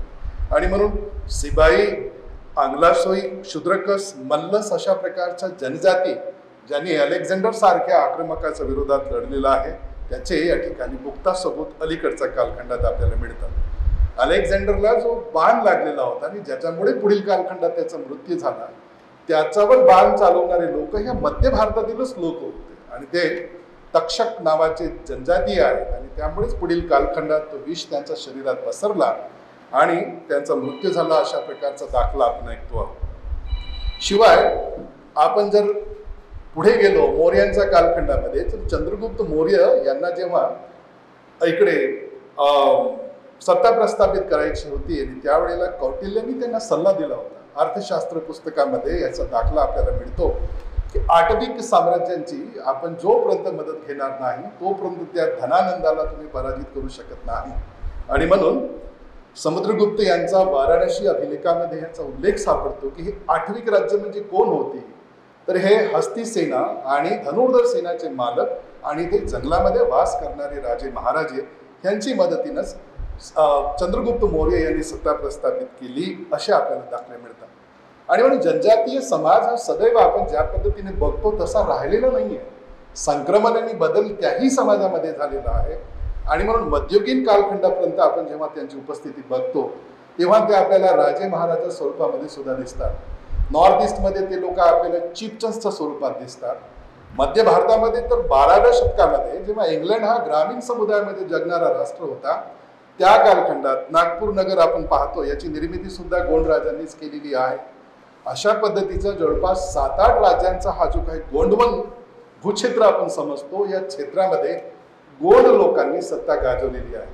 जबलपूरच्या जवळ गडामंडला आहे, खेरल्याच्या जवळ छिंदवाड्याच्या जवळ जो आहे खेरला आहे किंवा इकडे देवगड आहे आणि इकडे चांदा दक्षिणेकडे अशा प्रकारची एक मोठी साम्राज्य होती आणि ह्यांच्या सोबतीला 12 अजून छोटी मोठी साम्राज्य होती. अशा प्रकारचा एक गोंडवन हा जो समृद्ध अशा प्रकारचा भूमी होता या क्षेत्रामध्ये या जनजाती समुदायाला ज्याला आपण आज बघतो आहे की हा अतिशय गरीब, अतिशय मागासलेला, जंगलामध्ये राहणारा अशा प्रकारचे आपले जे हायपोथेसिस तयार झालेले आहेत आपल्याला विचार करायला भाग पाडतो की खरोखरच हा समुदाय जो आज आपण ज्याला जनजाती समजतो हा समुदाय कधी काळी या भूमीमध्ये यांनी राज्य केले असेल काय. कारण त्यांची ही अवस्था झालेली आहे की हे महिलामधून हे लोक जंगलात कुठेतरी गेलेले आहेत. राजवस्त्र यांची सुटलेले आहेत ते लंगोटी आज घालताना दिसत आहे. घोड्या आणि हातीवर सवार करणारे लोक आता पायदळ झालेले आहेत आणि अशा प्रकारचा ह्या परिवर्तनामुळे आपण ह्या समुदायाकडे विश्वासाने आज बघत नाही आहोत. आणि म्हणून खरं तर आजच्या या समाज घटकेमध्ये किंवा 50-20-10-10च्या कॅल्क्युलेशनमध्ये सगळ्यात कमजोर जर घटक आपल्याला कुठला सापडत असेल तर हा समुदाय आहे असं मला या ठिकाणी मानायचं आहे. आणि म्हणूनच मागील 75 वर्षाचा स्वातंत्र्यानंतर ज्या काही उपाययोजना ह्या समुदायाला आपण बळकट करण्यासाठी, सक्षम करण्यासाठी केलेलो असू त्या जर खरोखर रास्त राहिल्या असत्या तर हा समाज जसाचा तसा आपल्याला आज दिसलेला नसता. पण कुठेतरी आपले जी काही योजना आहेत, परियोजना आहेत ह्या चुकलेल्या आहेत. बहुतेक आपण त्या समाजाला नीट समजू शकलो नाही. एकच प्रकारची उपाययोजना संपूर्ण समुदायावर आपण रामबाण उपायासारखा करत बसलो आणि त्यामुळे आपली गफलत झाली असावी असे अनेक दाखले आपल्याला या ठिकाणी देता येतील. आणि म्हणून ह्या समुदायाचा ज्या पद्धतीने उद्धार व्हायला पाहिजे त्या पद्धतीने झालेला नाही. आज हा समाज भरकटलेल्या अवस्थेमध्ये दिसतो. आपल्यापैकी देवधर सरांनी या ठिकाणी सांगितलं की वनवासी कल्याण आश्रमची सगळ्यात मोठी चिंता कुठली आहे तर हे 10% समुदायातील लोक आता त्याच्यापेक्षाही कमी उरले असतील. कारण धर्मांतरणामुळे अनेक लोक ख्रिश्चनामध्ये गेलेले आहेत, अनेक लोक मुसलमानामध्ये गेलेले आहेत आणि त्यामुळे खूप मोठा जो काही गॅप आपल्याला दिसतो आहे त्यामुळे त्यांचीही स्मृती भ्रष्ट झाल्यासारखी झालेली आहे आणि तो समुदाय गोंधळलेल्या अवस्थामध्ये मार्ग दिसेल त्या क्षेत्राकडे वळू लागलेला आहे. आणि म्हणून अशा प्रकारच्या या समुदायाला पुन्हा एकदा त्यांची जुनी जी काही आठवण आहे, विरासत आहे, त्याची आठवण करून देणे, त्याला मुख्य धारेमध्ये आणणे अतिशय जिकिरीचे आणि कठीण अशा प्रकारचे काम होऊन बसलेले आहे. आणि म्हणून सगळ्यात महत्त्वाचं म्हणजे की हा समुदाय कशामुळे जुळू शकेल, तर आजही त्यांची जडमुळं जे आहे ते संस्कृतीशी जुडलेले आहे. आणि म्हणून अलीकडच्या कालखंडात आमच्यासारखे प्राध्यापक किंवा इतिहासकार आम्ही त्यांना सांस्कृतिकदृष्ट्या जोडण्याचा प्रयत्न करत आहोत. अदरवाईज इंग्रजांनी त्यांचा अतिशय कचरा करून ठेवलेला आहे. ह्या समुदायाला त्यांनी जे नावं दिलेली आहेत, देवधर सर या ठिकाणी बोलून गेले की 250 वर्षाचा कालखंडास त्यांना सॅव्हेज अशा प्रकारची नामावली, त्यांचं विखंडीकरण करून टाकले. महाराष्ट्रामध्ये जो काही गोंड समुदाय आहे तो एकच समुदाय आहे, त्याचे एवढे त्यांनी विखंडीकरण करून ठेवले, ज्याला आपण बल्कनायझेशन म्हणू शकतो, की समाजाचे तुकडे तुकडे करून टाकले. त्यापैकीच अनेक समाजाला त्यांनी क्रिमिनल ट्राईबचेही काही दूषणे त्यांनी दिलेली आहे. आणि त्यामुळे आपण जे काही आज या ठिकाणी प्रातिनिधिक स्वरूपामध्ये जे काही शिकले सवरलेले लोक म्हणून उभे आहोत, आपणही त्याच इंग्रजाच लोकांची पुस्तकं वाचलेली आहे. त्यांनी जे काही अँथ्रोपॉलॉजीचे पुस्तकं लिहिले, एथनोग्राफीचे पुस्तकं लिहिले, त्यामध्ये ट्राईबची ज्या प्रकारचे चित्रण या लोकांनी केलेले आहे, तीच पुस्तकं वाचून आपण इथपर्यंत आलेलो आहोत. आणि म्हणून इमेज वर्सेस रियालिटीचा हा जो काही भेद या ठिकाणी आज निर्माण झालेला आहे, तो यासाठीच. अदरवाईज आपण जर प्राचीन भूतकाळामध्ये जाऊन बघितलं तर हा समुदाय सदैव एक सिव्हिलाइज रूपाने या देशाला चालवणाऱ्या नेतृत्वासोबत सदैव राहिलेला आहे. याचे दाखले मी या ठिकाणी दिले. खूप मोठं हे समजत नाही आहे, आपल्याला सगळ्याला हे विदितच आहे. आणि म्हणून ट्राईब लोकांचा बद्दल इंग्रजांनी जे काही लिहून ठेवलेलं आहे की त्यांना धर्म नाही आहे, असं कसं पॉसिबल आहे? प्रत्येक एखाद्या पशुला आणि एखाद्या सापाला सुद्धा त्याचा धर्म असू शकतो, तर ट्राईब्स लोकांना त्यांचा धर्म नसेल काय? ते तर माणसं आहेत शेवटी. आणि म्हणून या ठिकाणी प्रश्न असा पडतो की रियालिटी आणि जे काही इमेज त्यांची प्रस्थापित झालेली आहे, याला पुसून टाकण्यासाठी आणि त्यांच्यामध्ये पुन्हा एकदा आत्मनिर्भरता प्रस्थापित करण्यासाठी सगळ्याच प्रकारच्या संघटनांना अतिशय कसरत करावी लागणार आहे. आणि अशा पद्धतीने, कारण सगळ्यात महत्त्वाचं काय आहे जे मी या ठिकाणी समजतो, की जनजाती समुदाय आजही हिंदू धर्मातील जे काही प्रथा परंपरा यांना जीवित ठेवण्याचं कार्य करीत आहे. त्या नगरामध्ये तर हे सगळं संस्कृती संपत आलेली आहे, कुटुंब व्यवस्था इथली संपत आलेली आहे, रीतिरिवाज प्रथा परंपरा नगरामध्ये नामशेष होऊ घातलेले आहेत. मग जनजाती समुदायामध्ये उरलेले जे काही प्रथा परंपरा आहेत त्या आपल्या धर्माशी संबंधित आहेत. सामंजस्य त्या ठिकाणी आपल्याला दिसून येतो. आणि म्हणून जर जनजाती समाज झाले तर हे जे काही प्रथा परंपरा आहेत त्याही नष्ट होऊ शकतील, असं मला या ठिकाणी भीती व्यक्त करायची आहे. इंडिव्हिज्युअल ओनरशिपच्या बाबत आपण खूप अग्रेसर आहोत. शहरामध्ये नगरामध्ये बसणारे लोक, तिकडे कम्युनिटी ओनरशिप होती, आजही अनेक ठिकाणी आपल्याला सापडते. तर हे सगळे जे काही आहेत पद्धती आपल्याला कुठून शिकायला मिळतील? आणि म्हणून जनजाती समाज हा स्वतःचा नियमावर चालतो, जंगल तो स्वतःचा समजतो. आणि म्हणूनच अलीकडच्या कालखंडात जल जमीन, ह्या सगळ्या जल जमीन जंगल याची स्वतःची मालकीत्व आम्ही स्वीकारतो असं तर बोलणारा समाज आहे. याचा अर्थ असा नाही आहे की ह्या सगळ्या घटकांना रिसोर्सेसला फक्त त्यांनीच वापर करायचा आहे, दुसऱ्यांनी कोणी करायचं नाही नव्हे. त्या परिक्षेत्रामध्ये राहणारा जनावर सुद्धा तेवढाच म्हणजे पर्सेंटेजचा हकदार आहे असं ते लोक समजतात. त्यांच्यामध्ये जे काही मानव आणि प्राणी यांच्यामध्ये संघर्ष होत नाही, हे कशासाठी? कारण त्यांना त्यांची भाषा कळते, त्यांचा हावभाव समजतो, त्यांचा वेळा त्यांना माहीत असतात. आणि म्हणून एखादी जनावर पाणी प्यायला किती वाजता येईल, हिंस्र पशु, याची त्यांना कल्पना असते. त्यावेळेला ते लोक ज्यांनी टाळतात. पण आपल्यासारखे नागरी समुदायातून गेलेल्या लोकांना माहीत नसते आणि त्यामुळे ह्या कॉन्फ्लिक्ट अलीकडे दिसतात. प्रकृतीचं जे काही चक्र आहे त्याचं विश्लेषण त्यांच्याकडून आपण शिकलं पाहिजे. मानव प्रकृती संबंधाबाबत आपण त्यांचा विचार नक्कीच केला पाहिजे. आर्थिक व्यवहार तर सगळ्यात मोठा आहे. पूर्वीच्या कालखंडात नगरांचा एवढा मोठा विकास झालेला नव्हता. 7-8% नगरं होती आणि जवळपास 90 to 94% हा समुदाय ग्रामीण समुदायामध्ये बसत होता. त्या कालखंडात जंगलातील फळे, फुलं, वनउपज ह्या नगरापर्यंत कसे पोहोचायचे याचा आपण कधी विचार केलो का? आणि म्हणून आपण नागरी संस्कृतीमध्ये राहणारे लोक जनजाती समुदायाला आजही आपण महत्त्व दिलं पाहिजे. कारण विकासाच्या नावावर आपण अलीकडच्या कालखंडात जे काही करत आहोत त्यासाठीही त्यांचा आत्मविश्वास, त्यांचा कॉन्फिडन्स आपण जिंकून घेणे तेवढंच महत्त्वाचं आहे. त्याशिवाय आपल्याला त्या क्षेत्रामध्ये उत्खनन करणे, खदानी खोदणे, जंगलाचा वापर करणे, औषधींचा वापर करणे ह्या सगळ्या गोष्टी अतिशय डिफिकल्ट होतील. आणि म्हणून आजही या समुदायामध्ये देवपद्धती आहे.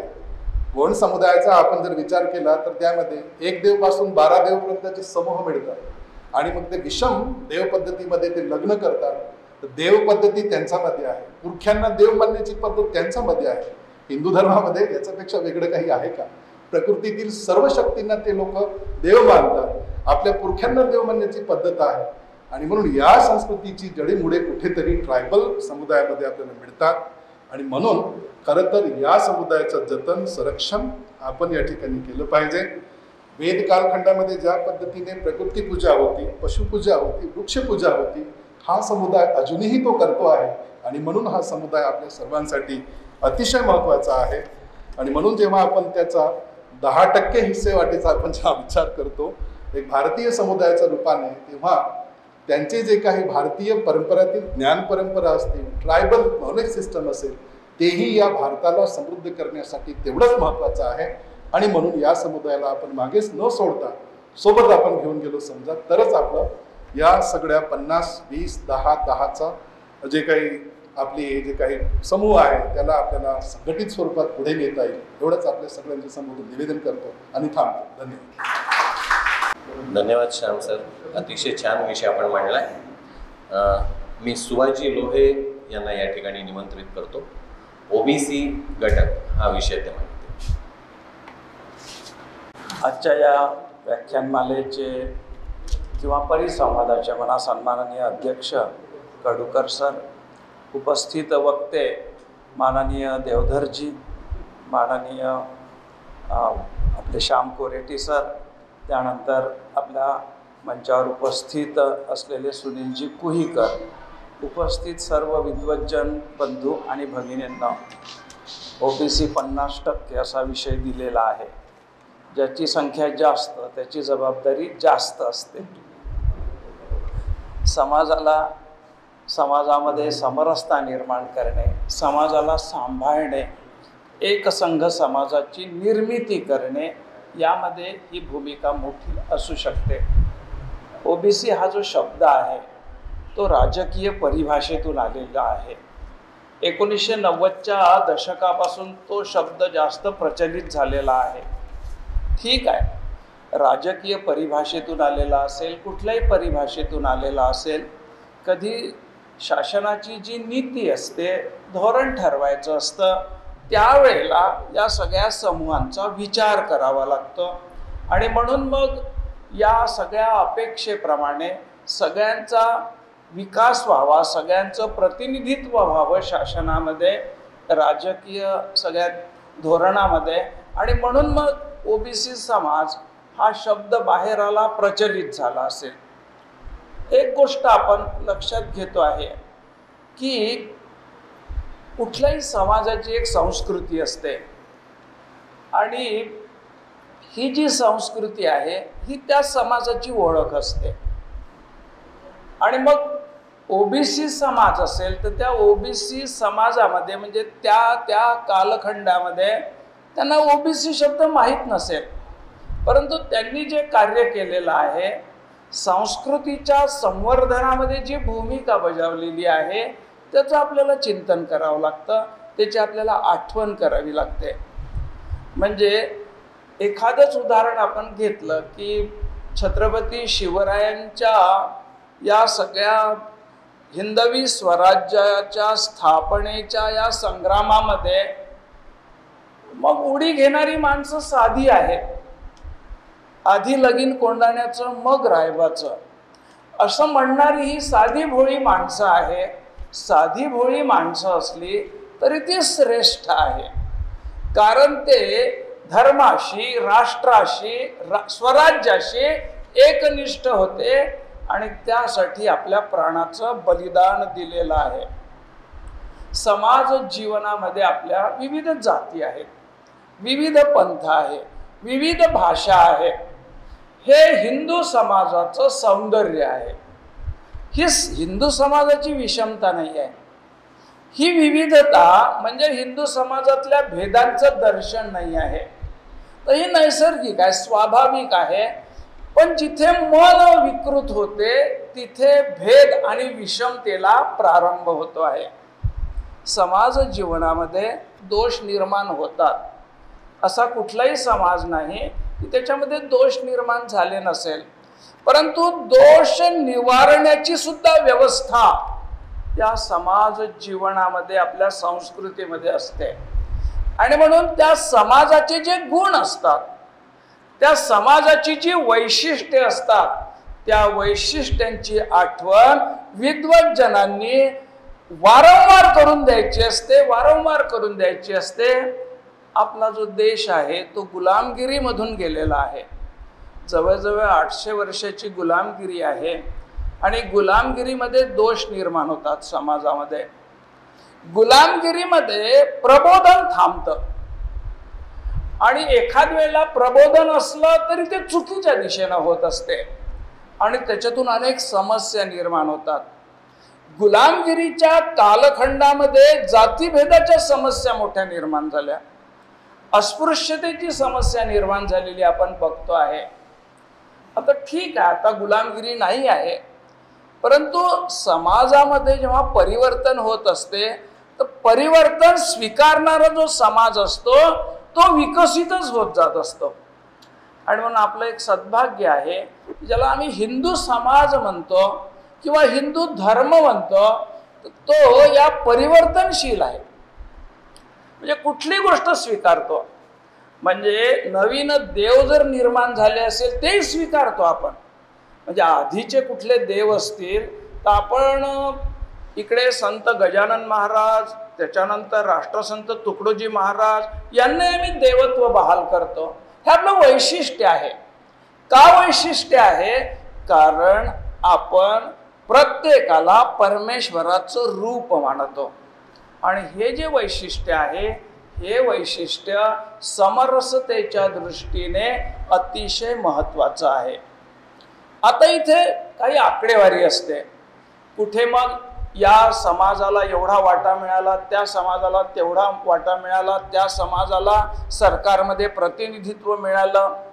हे आवश्यक असते, हे अनावश्यक नाही आहे. प्रत्येक समाजातून नेतृत्व उभं राहावं आणि नेतृत्व उभं राहावं यासाठी प्रतिनिधित्व मिळणं आवश्यक आहे.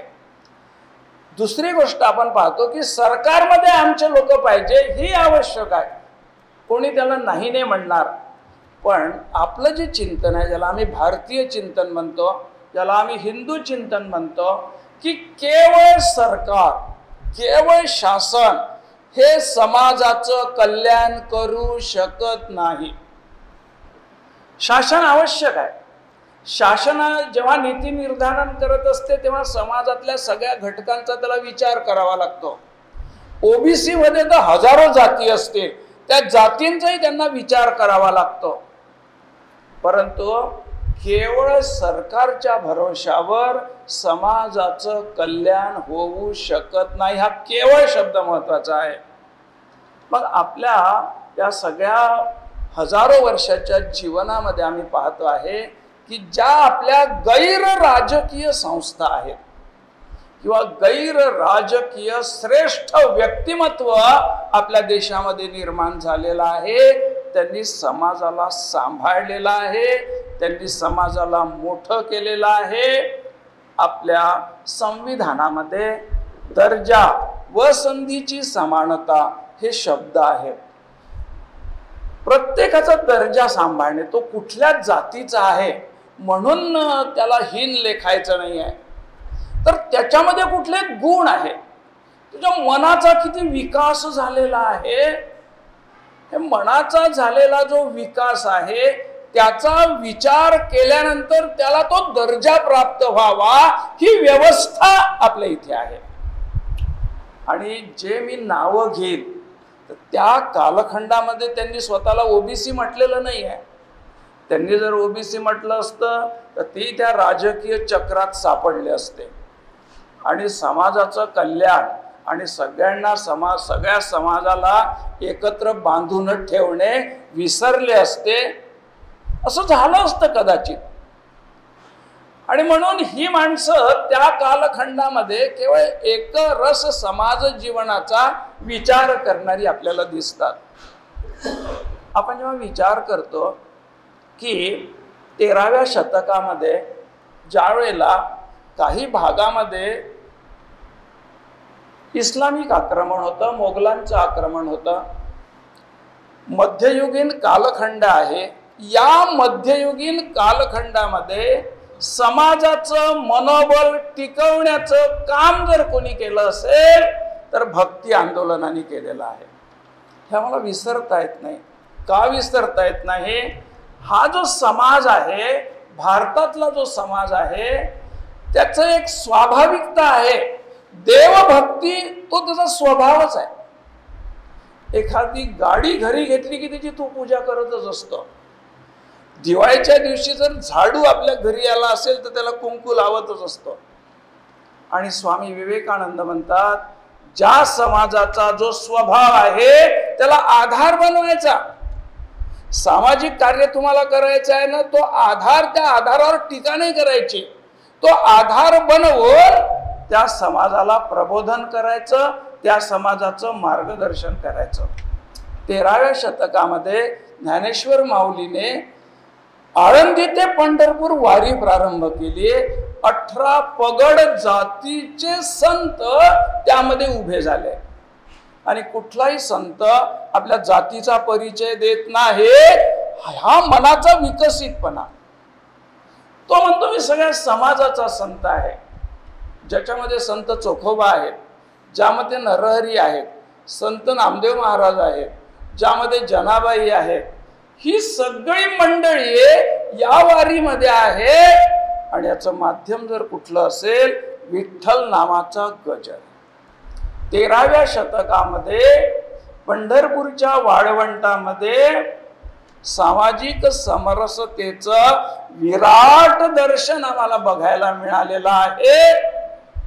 आणि याचं माध्यम केवळ परमेश्वराचं नामस्मरण आहे. केवळ परमेश्वराचं नामस्मरण. 13व्या शतकामध्ये ज्ञानेश्वर माऊली वारकरी संप्रदायाला प्रारंभ करते. स्वतःचा जो नाथ संप्रदाय असेल त्यालाही बाजूला सारते किंवा त्याच्यामध्ये विलीन करते आहे.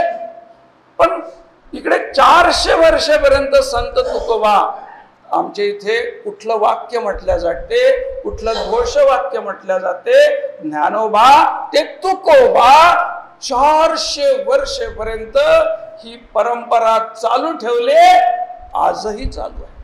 पुन्हा 400 वर्ष पुढे झाले. 13वं शतक, 17वं शतक आणि आज 21वं शतक आहे. समाजाला ज्याला सांभाळणे म्हणतो आपण, समाजाचं विकसित रूप. कारण समाजाच्या एकत्वातून राष्ट्र बलशाली होत असते. समाज जर विभागला असेल, समाजाच्या संस्कृतीवर आघात होत असेल, आजकाल कल्चरल मार्क्सिझमचा प्रकार आपण बघतो आहे. समाजाला विभाजित करायचं आणि प्रत्येक समाजाला पीडित म्हणायचं. प्रत्येक समाज पीडित. आता पीडित माणूस समाजाचा उद्धार कसा करेल? पीडित माणूस स्वतःचं कुटुंब कसं उभं करेल? पीडित माणूस त्याच्यामध्ये असलेलं जे कौशल्य असेल त्या कौशल्याचं तो प्रगटीकरण कसं करेल? आणि आज तर समाजात ही सवय लागलेली आहे की प्रत्येकाला पीडित म्हणायचं. पूर्वी जो शब्द होता तो पतित होता, पण पतित पावन सीताराम. राजा आहे तो आधी पतितांचा पावन करता आहे आणि मग सीतेचा राम आहे. ही आम्हाला ऐकायला मिळत असतं. मग 1-2 उदाहरणं मी दर्जा आणि संधीची समानता सांभाळणारी जेव्हा उदाहरणं आपण बघतो आहे, तर संत चोखोबा त्या कालखंडामध्ये तत्कालीन व्यवस्थेमध्ये अस्पृश्य समाजात जन्माला आले. पण संत चोखोबाची देवभक्ती कोणी हिरावून नाही घेतली. संत चोखोबा देवभक्तीच्या या सगळ्या शक्तीवर परमेश्वराला त्यांनी घरी बोलावलेला आहे. पण संत चोखोबाला एक विशिष्ट दर्जा द्यायचा आहे. संत चोखोबाला शिष्यत्व कोणी बहाल केलं? संत नामदेवांनी बहाल केलेलं आहे. या समाजात भेदाभेद राहू नये त्याची काळजी संत नामदेव महाराज घेतात. त्यावेळेला ओबीसी शब्द नव्हता, पण ओबीसींना जर प्रेरणा घ्यायची असेल तर ती प्रेरणा आम्हाला संत नामदेवांकडून घ्यावी लागेल. शिष्यत्व बहाल करतात. कोणाला? संत चोखोबांना. आणि त्याच वेळेला ते शिष्यत्व बहाल करतात परिसा भागवतला. एक हात चोखोबांच्या डोक्यावर आहे आणि दुसरा हात परिसा भागवताच्या खांद्यावर आहे. यातून समाज उभा होतो, यातून राष्ट्र उभं होत असते. ही जीवन मूल्य आहे, हे समरसतेचं मूल्य आहे. मूल्य केव्हा निर्माण होतं? जेव्हा महापुरुष आपल्या जीवनामध्ये किंमत चुकवतात, त्यातून मूल्य निर्माण होते आहे. बंधुत्वाचं मूल्य भगवान गौतम बुद्धाच्या सगळ्या जीवनातून निर्माण झालेलं आपण पाहतो आहे. आणि म्हणून हे जे मूल्य निर्माण होते ते शाश्वत मूल्य असते. पुढे जेव्हा आम्ही पुढे जेव्हा हा प्रवास करतो, आजची परिस्थिती जेव्हा आपण बघतो आहे, पहिलं भाषण देवधरांचं झालं आणि देवधरांच्या भाषणामध्ये हे सगळं एक हिंदू समाजाचं दृश्य समोर ठेवलेलं आहे. आणि मी आधी म्हटलेलं आहे की ओबीसी समाज जर 50% असेल तर ओबीसी समाजाची जबाबदारी मोठी आहे. मग या समाजाचं प्रबोधन करण्याची जबाबदारी विद्वज्जनांची आहे. कारण विद्वज्जन काय करत असतात? समाजाला दिशा देतात. विद्वज्जन हे राजकारणाला दिशा देत असतात. आणि म्हणून विद्वज्जनांची जबाबदारी इतकी मोठी आहे की ते हा सगळा इतिहास समोर ठेवावा लागेल त्यांना. म्हणजे आमच्या इथे काशीला 15व्या शतकामध्ये आचार्य रामानंदांचा जो शिष्य परिवार आहे, त्या शिष्य परिवारामध्ये संत रविदास आहेत, त्या शिष्य परिवारामध्ये पिपादरजी आहेत, त्या शिष्य परिवारामध्ये सनत कसाई आहेत. ही सगळी मंडळी आहे. समरसतेचं दर्शन आम्ही 15व्या शतकामध्ये काशीमध्ये बघतो आहे. हे एका समाजाचं दृश्य. समरसता हा संवेदनेचा विषय आहे. माणूस, समाज जेव्हा संवेदनशील बनतो त्यावेळेला विषमता शिल्लक राहत नसते. समाज किंवा शासनकर्ते जेव्हा संवेदनशील बनतात तेव्हा राजकारण हे राष्ट्रहितासाठी आणि समाजहितासाठीच घडत असते.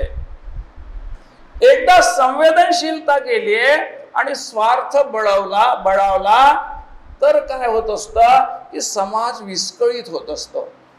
आणि म्हणून समाजाचं मन तयार करणे, संवेदनशील मन तयार करणे, हे सगळं कार्य विद्वज्जनांना करावं लागणार आहे. समाज खूप पुढे गेला. आता फार जातीपातीचा विचार होत नाही. जात ही जाणार नाही. जातीचं जे वास्तव आहे ते स्वीकारावंच लागेल. पण अनेक जाती असतील, त्या जातीचे प्रमुख असेल, त्यांच्या अंतकरणाचा जेव्हा आम्ही ठाव घेतो तेव्हा ते परमेश्वर भक्तीच्या आधारावर सगळ्यांमध्ये मिसळलेले असतात. आणि म्हणून संत तुकाराम महाराजांचे अभंग जगनाडे महाराज लिहून काढतात. ह्या केवळ गोष्टी नाही, ही प्रेरणा आहे. ही प्रेरणा आहे. आणि संत तुकडोजी महाराजांना आपल्या ग्रामगीतेमध्ये लिहावं लागतं, संत चोखोबाचे सारे घर झाले भक्तीचे मंदिर. कुटुंबामध्ये भेदभावाचा जेव्हा प्रश्न चोखोबाची पत्नी सोयराबाईंच्या मनामध्ये येतो आहे, सोयराबाई अशिक्षित म्हणजे शिकलेली नाही आहे. खरं तर अशिक्षित हा शब्दच बरोबर नाही, अडाणी शब्द तर बिलकुल बरोबर नाही. कारण या सगळ्या समाजाचं अवलोकन करणारी माणसं आहे. आणि ती जेव्हा घरी आली, नवीन सून होते, तेव्हा तिथं अस्पृश्य समाज होता, घरी 18-20 दारिद्र्य होतं. मी काय करेल इथे? तिच्या मनामध्ये प्रश्न निर्माण झाले, माझं कसं होईल? आणि मग टीका करायला लागले. मग आपल्या माहेरचं सगळं हे करायला लागले. पण क्षणामध्ये सोयराबाईंमध्ये बदल होतो आहे आणि सोयराबाई अभंग करायला लागते. मनाची जी संवेदना आहे ना, ही आहे. संवेदनशील जो माणूस असतो, संवेदनशील समाज असतो, त्याच्या मुखातून जे वाक्य बाहेर पडतात त्यातून कुटुंब प्रबोधनासाठी ते वाक्य किंवा तो अभंग लक्षात येतो. रंगात रंगला श्रीरंग, अवघाची रंग एक झाला, रंगात रंगला श्रीरंग. पण पुढचं वाक्य अतिशय महत्वाचं आहे. तो आधार आहे, भक्कम आधार आहे. त्या ओबीसी समाजालाही एकत्र करायचं असेल तर तोच आधार आहे. कोणता आधार? सोयराबाईंच्या मुखातून मी तू पण गेले वाया, पाहता पंढरीच्या राया. याला म्हणतात समाजाला देणे. हा जो समाज आहे हा देणारा आहे, हा घेणारा नाही आहे. ही जी संस्कृती आहे ही महान संस्कृती आहे. स्वामी विवेकानंदांनी याचा परिचय करून दिलेला आहे. आणि म्हणून ओबीसींचा विषय ठेवत असताना मी फार राजकीय पार्श्वभूमी न ठेवता ओबीसींमध्ये जे संत उभे झाले, म्हणजे त्यावेळेला ते ओबीसी नव्हते, आज आपण त्याला वाटून घेत असतो, पण ते प्रेरणादायी आहे. आणि त्याचा विचार करून जेव्हा आमची लेखणी चालेल, आता वारी प्रारंभ झालेली आहे आणि वारीच्या या सगळ्यामध्ये एकच रामकृष्ण हरी रामकृष्ण हरी हा भंग चालतो. विठ्ठल नामाचा नामस्मरण होत असते. समाज एका दिशेनं चालतो आणि एका परमेश्वराच्या ओढीच्या अंतकरणाने तो चालत असतो. हे आमच्या समाजाचं फार मोठं बलस्थान आहे. याचा विचार आपला समाज करतो आहे, करावा असं मी म्हणणारच नाही. कारण समाजामध्ये आता स्थित्यंतर घडत आहे. समाजामध्ये खूप बदल झालेले आहे, पुढचेही बदल होतील. 2047चा भारत, आत्मनिर्भर भारत तुम्हा आम्हाला सर्वांना करायचा आहे. एवढी विनंती करतो. शब्दांना पूर्णविराम. अध्यक्षीय भाषणासाठी नागपुरातले ज्येष्ठ संपादक श्री गोपाळ कडूकर सर यांना आमंत्रित करतो. अशा ज्ञानविद्या व्याख्यानमालेचे वक्ते म्हणून लाभलेले माननीय श्याम कोरोटी सर, प्राध्यापक सुभाषजी लोही सर, माननीय दिलीपजी देवधर आणि उत्तम असं सूत्रसंचालन जे करीत आहे माननीय सुनील कोहीकर सर आणि सर्व श्रोतागण, या ज्ञानविद्या व्याख्यानमालेला जवळपास 57 वर्ष झालेली आहेत. मला SC या विषयावर बोलण्याची सुनील कोहीकर सरांनी संधी दिलेली आहे. मी इथे संमिश्र असा विषय मांडणार आहोत. हिंदू धर्म आणि SC.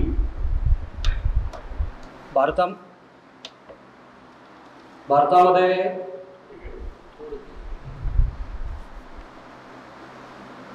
बहुसंख्य हिंदू हा धर्म आहे आणि हिंदू धर्मामध्ये अनेक अशा जाती आहेत. निश्चितच जातीची उत्पत्ती कशी झाली हे आपण आधी पाहणार आहोत. जाती या वर्णव्यवस्थेमधून आलेल्या आहेत. वर्णव्यवस्थेमध्ये 4 वर्णाचा उल्लेख झालेला आहे: ब्राह्मण, शूद्र, क्षत्रिय आणि वैश्य. माननीय श्याम लोही सर यांनी ओबीसीवर सविस्तर अशी माहिती आपणासमोर सादर केली. तसेच श्याम कोरोटी सर यांनी सुद्धा ST अनुसूचित जमातीवर माहिती दिली. 50, 20 आणि 10 या एकंदर फिगरमधून आपल्याला भारत उभा करायचा आहे.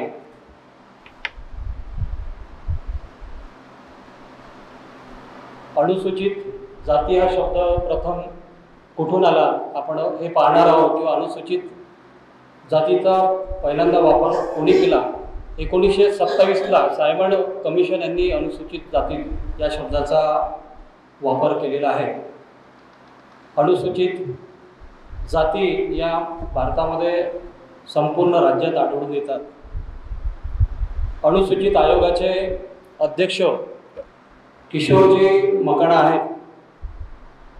महात्मा गांधी यांनी अनुसूचित जातीला हरिजन म्हणून संबोधले व डॉक्टर आंबेडकरांनी दलित म्हणून संबोधलेले आहे.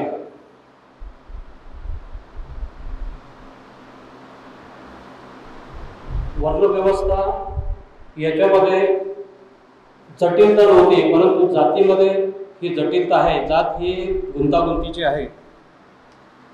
पुरुष सूक्तामध्ये वर्णव्यवस्था आपल्याला पाहायला मिळते.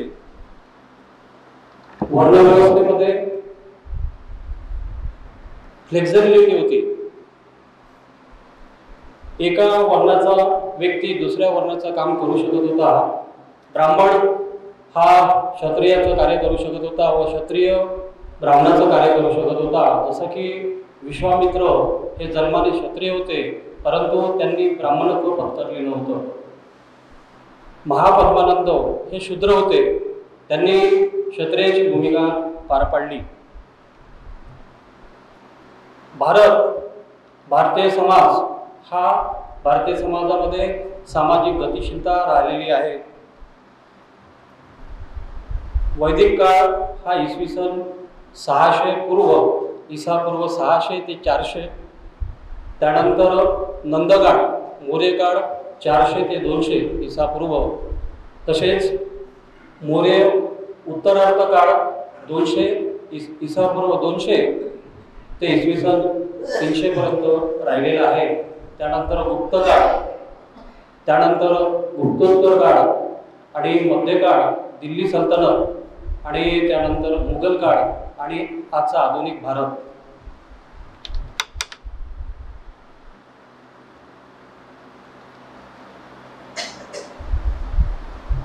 आज भारतीय समाज प्रामुख्याने 4 प्रवर्गात मोडतो. ओबीसी, जनरल कॅटेगरी म्हणजे सामान्य वर्ग, एससी अनुसूचित जाती आणि एसटी अनुसूचित जमाती.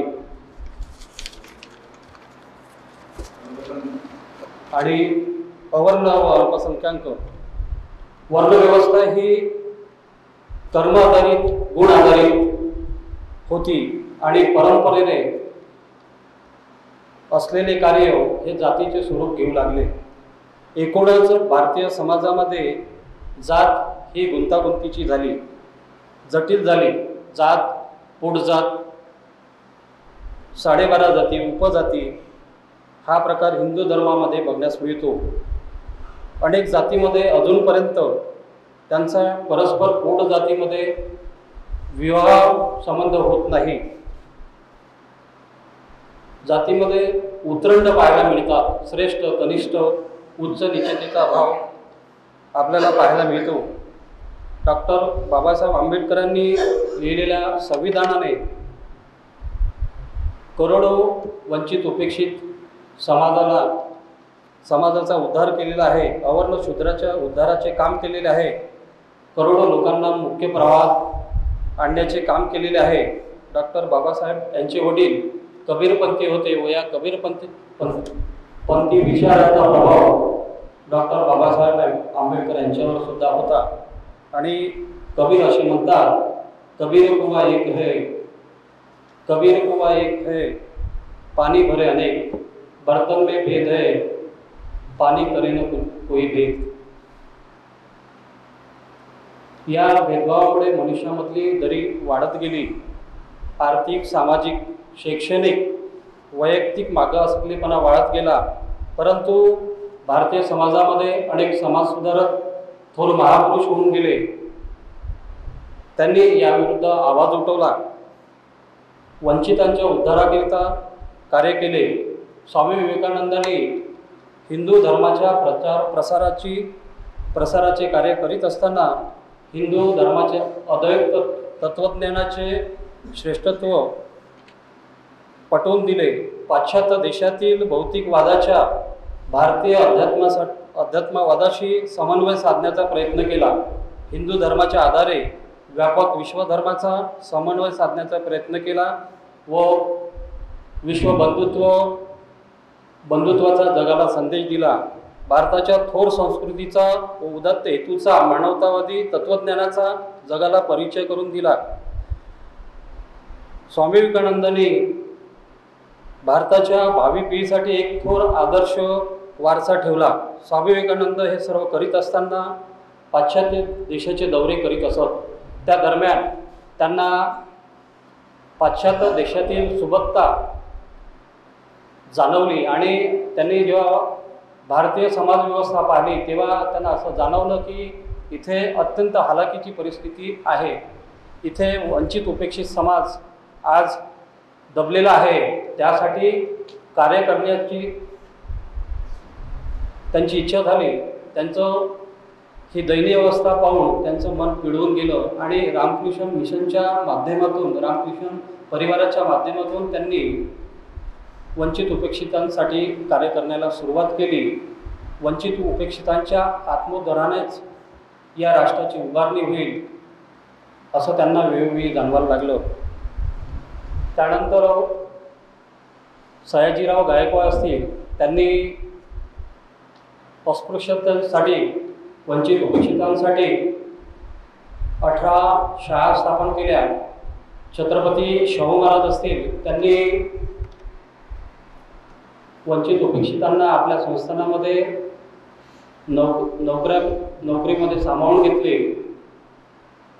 1909ला अत्याचार विरुद्ध कायदा आणला. तसेच 21-22 मार्चला 2020ला 1920ला डॉक्टर बाबासाहेब आंबेडकर यांना परिषद भरून त्या परिषदेचे अध्यक्षपद मोठ्या विश्वासाने दिले. महात्मा ज्योतिबा फुले, स्वामी पेरियार, दयानंद सरस्वती यांनी सुद्धा अनुसूचित जातीकरिता, अस्पृश्यांकरिता मोठे कार्य केले.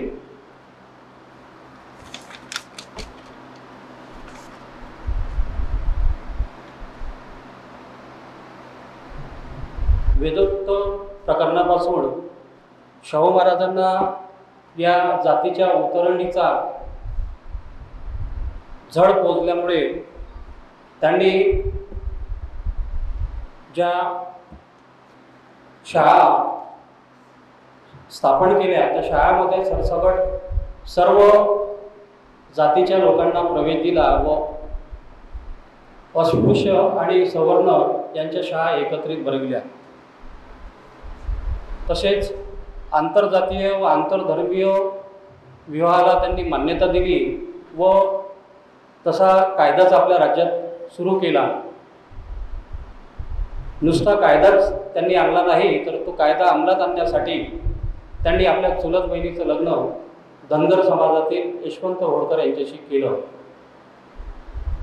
तसेच विविध वसतिगृह त्यांनी वंचित उपेक्षित अस्पृश्य यांच्यासाठी काढली. सोबतच मराठा असेल, जैन असेल, लिंगायत असेल, न्हावी असेल, सुतार असेल, शिंपी असेल यांच्यासाठी सुद्धा वसतिगृह काढली. याविषयी, या भेदभावाविषयी कबीर असे म्हणतात, एक बूंद, एक मलमूत्र, एक चांद, एक शुद्ध, एक ज्योती उत्पन्ना सब, कोण बामन कोण शूद्र. अनुसूचित जाती वेगवेगळ्या राज्यात ज्या नावाने ओळखल्या जातात म्हणजे पंजाबमध्ये वाल्मिकी आणि मजहबी सीख, आंध्र प्रदेशातील मडिगाव,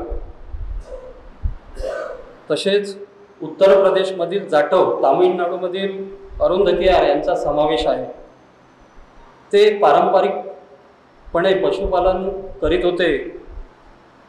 तसेच उच्च जाती किंवा सामान्य श्रेणीच्या तुलनेत शेड्यूल कास्ट SC जातीला हीन भावनेची वागणूक मिळत होती. महाराष्ट्रामध्ये एकूण SC कॅटेगरीमध्ये, अनुसूचित जातीमध्ये 59 जाती आहेत आणि त्याची लोकसंख्या एकूण 1,32,75,898 इतकी आहे. म्हणजे महाराष्ट्रात एकूण 11% लोकसंख्या ही अनुसूचित जातीची आहे, अनुसूचित प्रवर्गाची आहे. यामध्ये प्रामुख्याने येणाऱ्या जाती म्हणजे बौद्ध, नवबौद्ध, मातंग,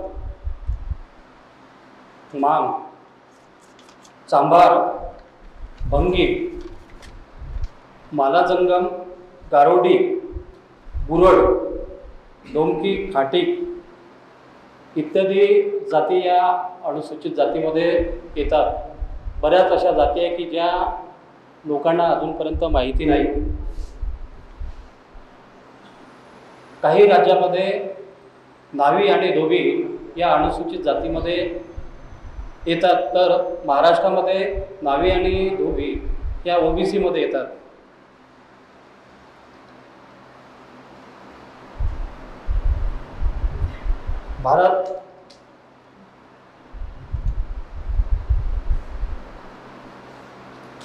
भारतामध्ये या अनुसूचित जातीविषयी किंवा SC विषयी किंवा अस्पृश्यतेविषयी आजही भेदभावनाची भावना आहे. परंतु महाराष्ट्र हा शाहू फुले आंबेडकरांचा असल्यामुळे, पुरोगामी विचारांचा असल्यामुळे हा भेदभाव कमी झालेला आहे. डिप्रेस क्लासच्या अनटचेबिलिटीच्या संदर्भात डॉक्टर बाबासाहेब असे म्हणतात, nation about the disability, common disability all sub caste, suffered untouchable as whole. Untouchability are thus growth of their personality, but also comes way of the material well-being. It also defy certain civil right. The untouchable is not even citizen. Citizenship is bundle of right. Personality, security, right of assembly right, equality before law, liberty of possess, freedom of opinion and speech, right of personality, right of personality in the government, country of central government, right to hold offices under state.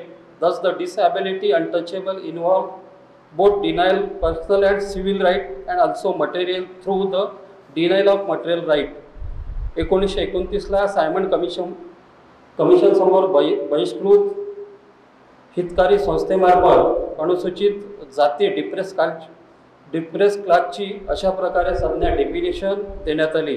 26 जानेवारी 1950 भारताने अंगीकारलेल्या घटनेच्या 17व्या कलमानुसार अस्पृश्यतेचे उच्चाटन झाल्यामुळे अस्पृश्यतेच्या आधारावर कोणतीही निसमर्थता, disability यास गुन्हा ठरविण्यात आला व केंद्र शासनाने अस्पृश्यता पाळणे गुन्हा ठरविण्यात आला व तसा कायदाच पारित केला व कायद्याची योग्यपणे अंमलबजावणी, प्रभावी अंमलबजावणी होण्याकरिता केंद्र शासनाने सप्टेंबर 1989 अनुसूचित जाती आणि अनुसूचित जमाती अत्याचार प्रतिबंध कायदा संमत केला व तो 30 जानेवारी 1990 पासून अंमलात आणला.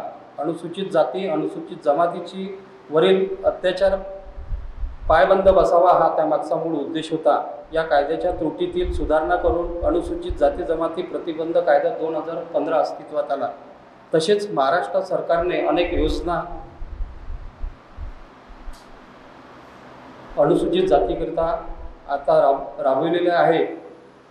यामध्ये शैक्षणिक असेल, स्कॉलरशिप असेल, निवास असेल, रोजगार असेल आणि सामाजिक आर्थिक विकासाच्या दृष्टीने महाराष्ट्र शासन कार्य करत आहे. मराठा कुणबी या समाजासाठी ज्याप्रमाणे सारथी, तसेच ओबीसीसाठी महाज्योती व इतरांसाठी टायटी व अमृत, याचप्रमाणे अनुसूचित जातीसाठी बार्टी या संस्थेमार्फत कार्य सुरू आहे. सामाजिक न्याय व विशेष सहाय्य विभागाची एक स्वायत्त संस्था ही बार्टी आहे. ही संस्था संशोधन, प्रशिक्षण आणि सामाजिक न्याय संबंधित विविध उपक्रमासाठी काम करते. अनुसूचित जाती नवबौद्धासाठी विविध स्पर्धा परीक्षांसाठी MPSC असेल, UPSC असेल असे प्रशिक्षण कार्यक्रम आयोजित करते. सामाजिक न्याय आणि समानतेसाठी योजनाचे मूल्यांकन, वंचित घटकासाठी धोरण, वकिली कौशल्य विकास कार्यक्रम उपक्रमावर कार्य करणे शिक्षणाची गंगा घरोघरी पोहोचवण्याचे कार्य बार्टी करते. महाराष्ट्रामध्ये अनुसूचित जातीकरता वेगवेगळ्या योजना राबविल्या जातात. भारतरत्न डॉक्टर बाबासाहेब आंबेडकर स्वाधार योजना, भारतरत्न डॉक्टर बाबासाहेब सामाजिक विकास योजना, कर्मवीर दादासाहेब गायकवाड सबलीकरण व स्वाभिमान योजना, मार्जिन मनी योजना. स्वाधार योजनेमार्फत राज्यातील सामाजिक न्याय विभागांतर्गत शासकीय वसतिगृहामध्ये प्रवेश न मिळालेल्या विद्यार्थ्यांना, अनुसूचित जाती व नवबौद्ध विद्यार्थ्यांसाठी भारतरत्न डॉक्टर बाबासाहेब आंबेडकर स्वाधार योजना राबविण्यात येते. इयत्ता 11वी 12वी आणि 12वीच्या पुढील विद्यार्थ्यांसाठी, नंतरच्या विद्यार्थ्यांसाठी व्यावसायिक तसेच बिगर व्यावसायिक अभ्यासक्रम प्रवेश घेतलेल्या अनुसूचित जाती व नवबौद्ध विद्यार्थ्यांना या योजनेचा लाभ देण्यात येतो. सामाजिक विकास योजनेमार्फत अनुसूचित जाती नवबौद्ध घटकांच्या वस्त्यामध्ये पाणी पुरवठा, मलनिस्सारण, पोहोच रस्ते, अंतर्गत रस्ते, सार्वजनिक शौचालय, गटारे, समाज मंदिरे, वाचनालय व अभ्यासिका, धम्म केंद्रे, विपश्यना केंद्रे या योजनेमार्फत करण्यात येतात. स्वाभिमान योजनेमार्फत अनुसूचित जाती व नवबौद्ध घटकातील दारिद्र्य रेषेखालील भूमिहीन शेतमजूर कुटुंबाच्या उदरनिर्वाहाचे कायमस्वरूपी उत्पन्नाचे साधन उपलब्ध होण्याकरिता त्यांना कसण्याकरिता 2 एकर किंवा त्यापेक्षा जास्त म्हणजे 4 एकर ओलिताखालील जमीन, कोरडवाहू जमीन बिना मोबदला उपलब्ध करून देण्यात येते. ही योजना 100% अनुदानावर राबविल्या जाते. अनुसूचित जातीच्या मुलामुलींसाठी शासकीय निवासी शाळा, प्रत्येक तालुक्याच्या ठिकाणी एक शासकीय निवासी शाळा सुरू करण्याचा निर्णय महाराष्ट्र शासनाने घेतलेला आहे. त्यानुसार इयत्ता 5वी ते 10वी पर्यंत प्रवेश दिला जातो.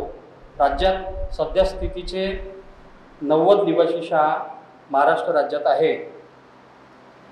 त्याप्रमाणेच केंद्र शासनाच्या राष्ट्रीय अनुसूचित जाती वित्तीय विकास महामंडळ मर्यादित दिल्लीमार्फत अनेक योजना अनुसूचित जातीकरिता राबविल्या जातात. मुदत कर्ज योजना, लघु ऋण वृत्त योजना, महिला समृद्धी योजना, महिला किसान योजना, शैक्षणिक कर्ज योजना यामध्ये पात्र विद्यार्थ्यांना देशातील व परदेशातील शासनमान्य व अधिकृत संस्थेमार्फत शिक्षण घेण्यास कर्ज वितरित केल्या जाते. यामध्ये विद्यार्थ्यांना कुठल्या कोर्ससाठी शिष्यवृत्ती दिली जाते ते म्हणजे पहिल्यांदा अभियांत्रिकी, वास्तुविशारद, वैद्यकीय, बायोटेक्नॉलॉजी, मायक्रोबायोलॉजी, क्लिनिकल टेक्नॉलॉजी, तसेच फार्मसी, दंतचिकित्सक, फिजिओथेरपी, पॅथॉलॉजी, नर्सिंग व इन्फॉर्मेशन टेक्नॉलॉजी, मॅनेजमेंट, कायदा व एज्युकेशन, जर्नलिझम व मास कम्युनिकेशन, शारीरिक शिक्षण व वैमानिक प्रशिक्षण, लॅबोरेटरी टेक्निशियन इत्यादी योजनेमार्फत अनुसूचित जातींना सामाजिक, शैक्षणिक, आर्थिक विकास होण्याकरिता सहाय्य केले जाते. परंतु अनुसूचित जातीमधील अनेक जाती आजसुद्धा मागासलेल्या आहेत. अनुसूचित जातीमध्ये 59 जाती आहेत, त्यापैकी 58 जाती आजपर्यंत मागासलेल्या आहेत. त्यामध्ये सब क्लासिफिकेशन व्हावे आणि त्या सब क्लासिफिकेशनचा निर्णय सुप्रीम कोर्टाने दिलेला आहे. या कुठल्या जाती आहेत त्या मग मातंग असेल, मांगारोडी असेल किंवा चांभार असेल, अशा अनेक जाती ज्या गावकुसाबाहेर राहायच्या, त्या गावकुसाबाहेर असणाऱ्या जाती त्यांचा आजही आर्थिक, शैक्षणिक विकास झालेला नाही, म्हणून त्यांचं सब क्लासिफिकेशन व्हावं म्हणून सब क्लासिफिकेशन त्यांचं झालेलं आहे. त्या अनुषंगाने हिंदू दलित महासंघाचे अध्यक्ष नरेंद्र भोंडेकर यांनी सांगितले की या निर्णयामुळे ज्या जाती अनुसूचित प्रवर्गातील ज्या जाती मागे पडलेल्या होत्या त्यासोबत न्याय होईल, त्या जाती सामोर येईल. या अनुषंगाने 1965ला बाबासाहेब गोखणे यांनी महाराष्ट्र सरकारला 8% आरक्षण मिळावं म्हणून चळवळ उभारली होती व त्या चळवळीचे रूपांतर म्हणून अण्णाभाऊ साठे महामंडळ मातंग समाजाला प्राप्त झालं। निश्चितच या अशा प्रकारे क्लासिफिकेशन झाल्यामुळे SC समाजातील मागे पडलेल्या जातीला आज न्याय मिळालेला आहे। आंध्र प्रदेशमध्ये 2000 साली अशाच प्रकारचे आरक्षण न्यायमूर्ती रामचंद्र राजू यांनी 15% आरक्षण या मागासलेल्या जातींना दिलेलं होतं, परंतु कालांतराने ते रद्द करण्यात आले।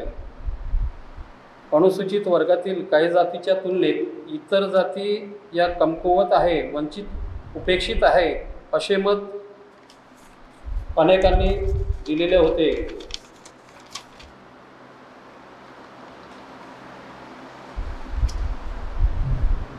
वर्गीकरण का करावे लागले?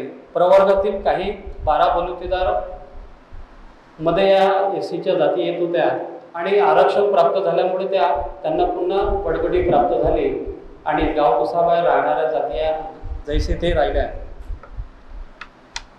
डॉक्टर बाबासाहेब आंबेडकर यांनी लिहिलेल्या संविधानातील तरतुदीचा SC समाजातील विशिष्ट एका जातीला फायदा झाला व इतर जाती या मागे राहिल्या। SC हा प्रवर्ग होमोजिनियस नसून जात ही होमोजिनियस आहे। वर्ग हा होमोजिनियस नसल्यामुळे जाती जातीला आरक्षण देता येत नाही, परंतु जाती जातीला आरक्षण न भेटल्यामुळे SC प्रवर्गातील काही जाती मागे राहिल्या, म्हणून याचं वर्गीकरण करण्यात आलं।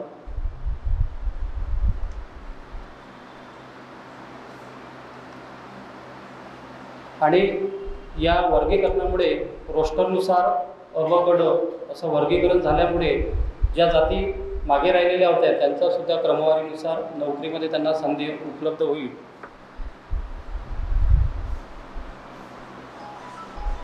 एकोणीसशे 65 मध्ये लोकूर आयोगाने वर्गीकरणाचा उपाय सुचवलेला होता। माजी राष्ट्रपती ज्ञानी झैल सिंग यांनी पंजाबमध्ये मजहबी समाजाला एक GR काढून असाच न्याय दिलेला होता।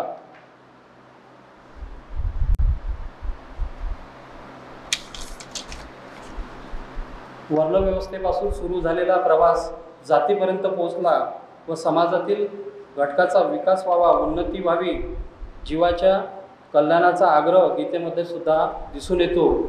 गीतेत समतेला योग म्हटले आहे। समत्व योग उच्यते। वास्तविक योगाची आवश्यकता कर्मातच आहे। कर्तव्य कर्म हा धर्म आहे। वक्त्याचे कर्तव्य तो श्रोत्याचा अधिकार आणि श्रोत्याचे कर्तव्य तो वक्त्याचा अधिकार। वक्ता बोलून श्रोत्याच्या अधिकाराचे रक्षण करतो आणि श्रोता ऐकून वक्त्याच्या अधिकाराचे रक्षण करतो। एकामेकाच्या दुसऱ्याच्या अधिकाराचे रक्षण करणं हे परम कर्तव्य आहे आणि मनुष्य त्यामधून ऋणमुक्त होतो। आचार्य विनोबा भावे यांनी भगवद्गीतेमध्ये सुद्धा भगवद्गीतेला जीवन जगणे या दृष्टिकोनातून बघितले आहे। जनकल्याणाचे सार भारतीय संस्कृतीने जपलेले आहे। शेवटी मी भारतरत्न अटल बिहारी वाजपेयी यांच्या कवितेच्या ओळी सांगून या आपल्या मनोगताची सांगता करणार आहोत। हिंदू तनमन हिंदू जीवन, रग रग हिंदू मेरा परिचय, मैं शंकर का वो क्रोधा नल, कर सकता हूँ जगती जगती छार छार, डमरू की वो प्रलय धनी हो जिसमें बसता भीषण सहार, रणचंडी की अतृप्त प्यास, मैं दुर्गा का उन्मत्त हास, मैं यम की प्रलय पुकार, जलते मरगट का धुआंधार, फिर अंतरतम की ज्वाला में जगती आग लगा दूं मैं, यदि धधक उठे जलथल अंबर जड़ चेतन तो कैसा विस्मय, हिंदू तन्मय हिंदू जीवन, रग रग रग हिंदू मेरा परिचय। धन्यवाद। आता कार्यक्रम आता संपलाय। पुढच्या महिन्यात होणारा जो कार्यक्रम आहे त्याची मी फक्त आपल्याला माहिती देतो। पुढच्या महिन्यामध्ये 12 जुलै 2025 शनिवार वेळ 4:30 वाजता टेम्पल इकॉनॉमी म्हणून हा विषय आहे। प्रमुख वक्ते आहेत डॉक्टर विनायक देशपांडे, डॉक्टर विनय देशपांडे आणि डॉक्टर मुग्धा देशपांडे. आपण सर्व आमंत्रित आहात. आजचा कार्यक्रम हा संपला. धन्यवाद.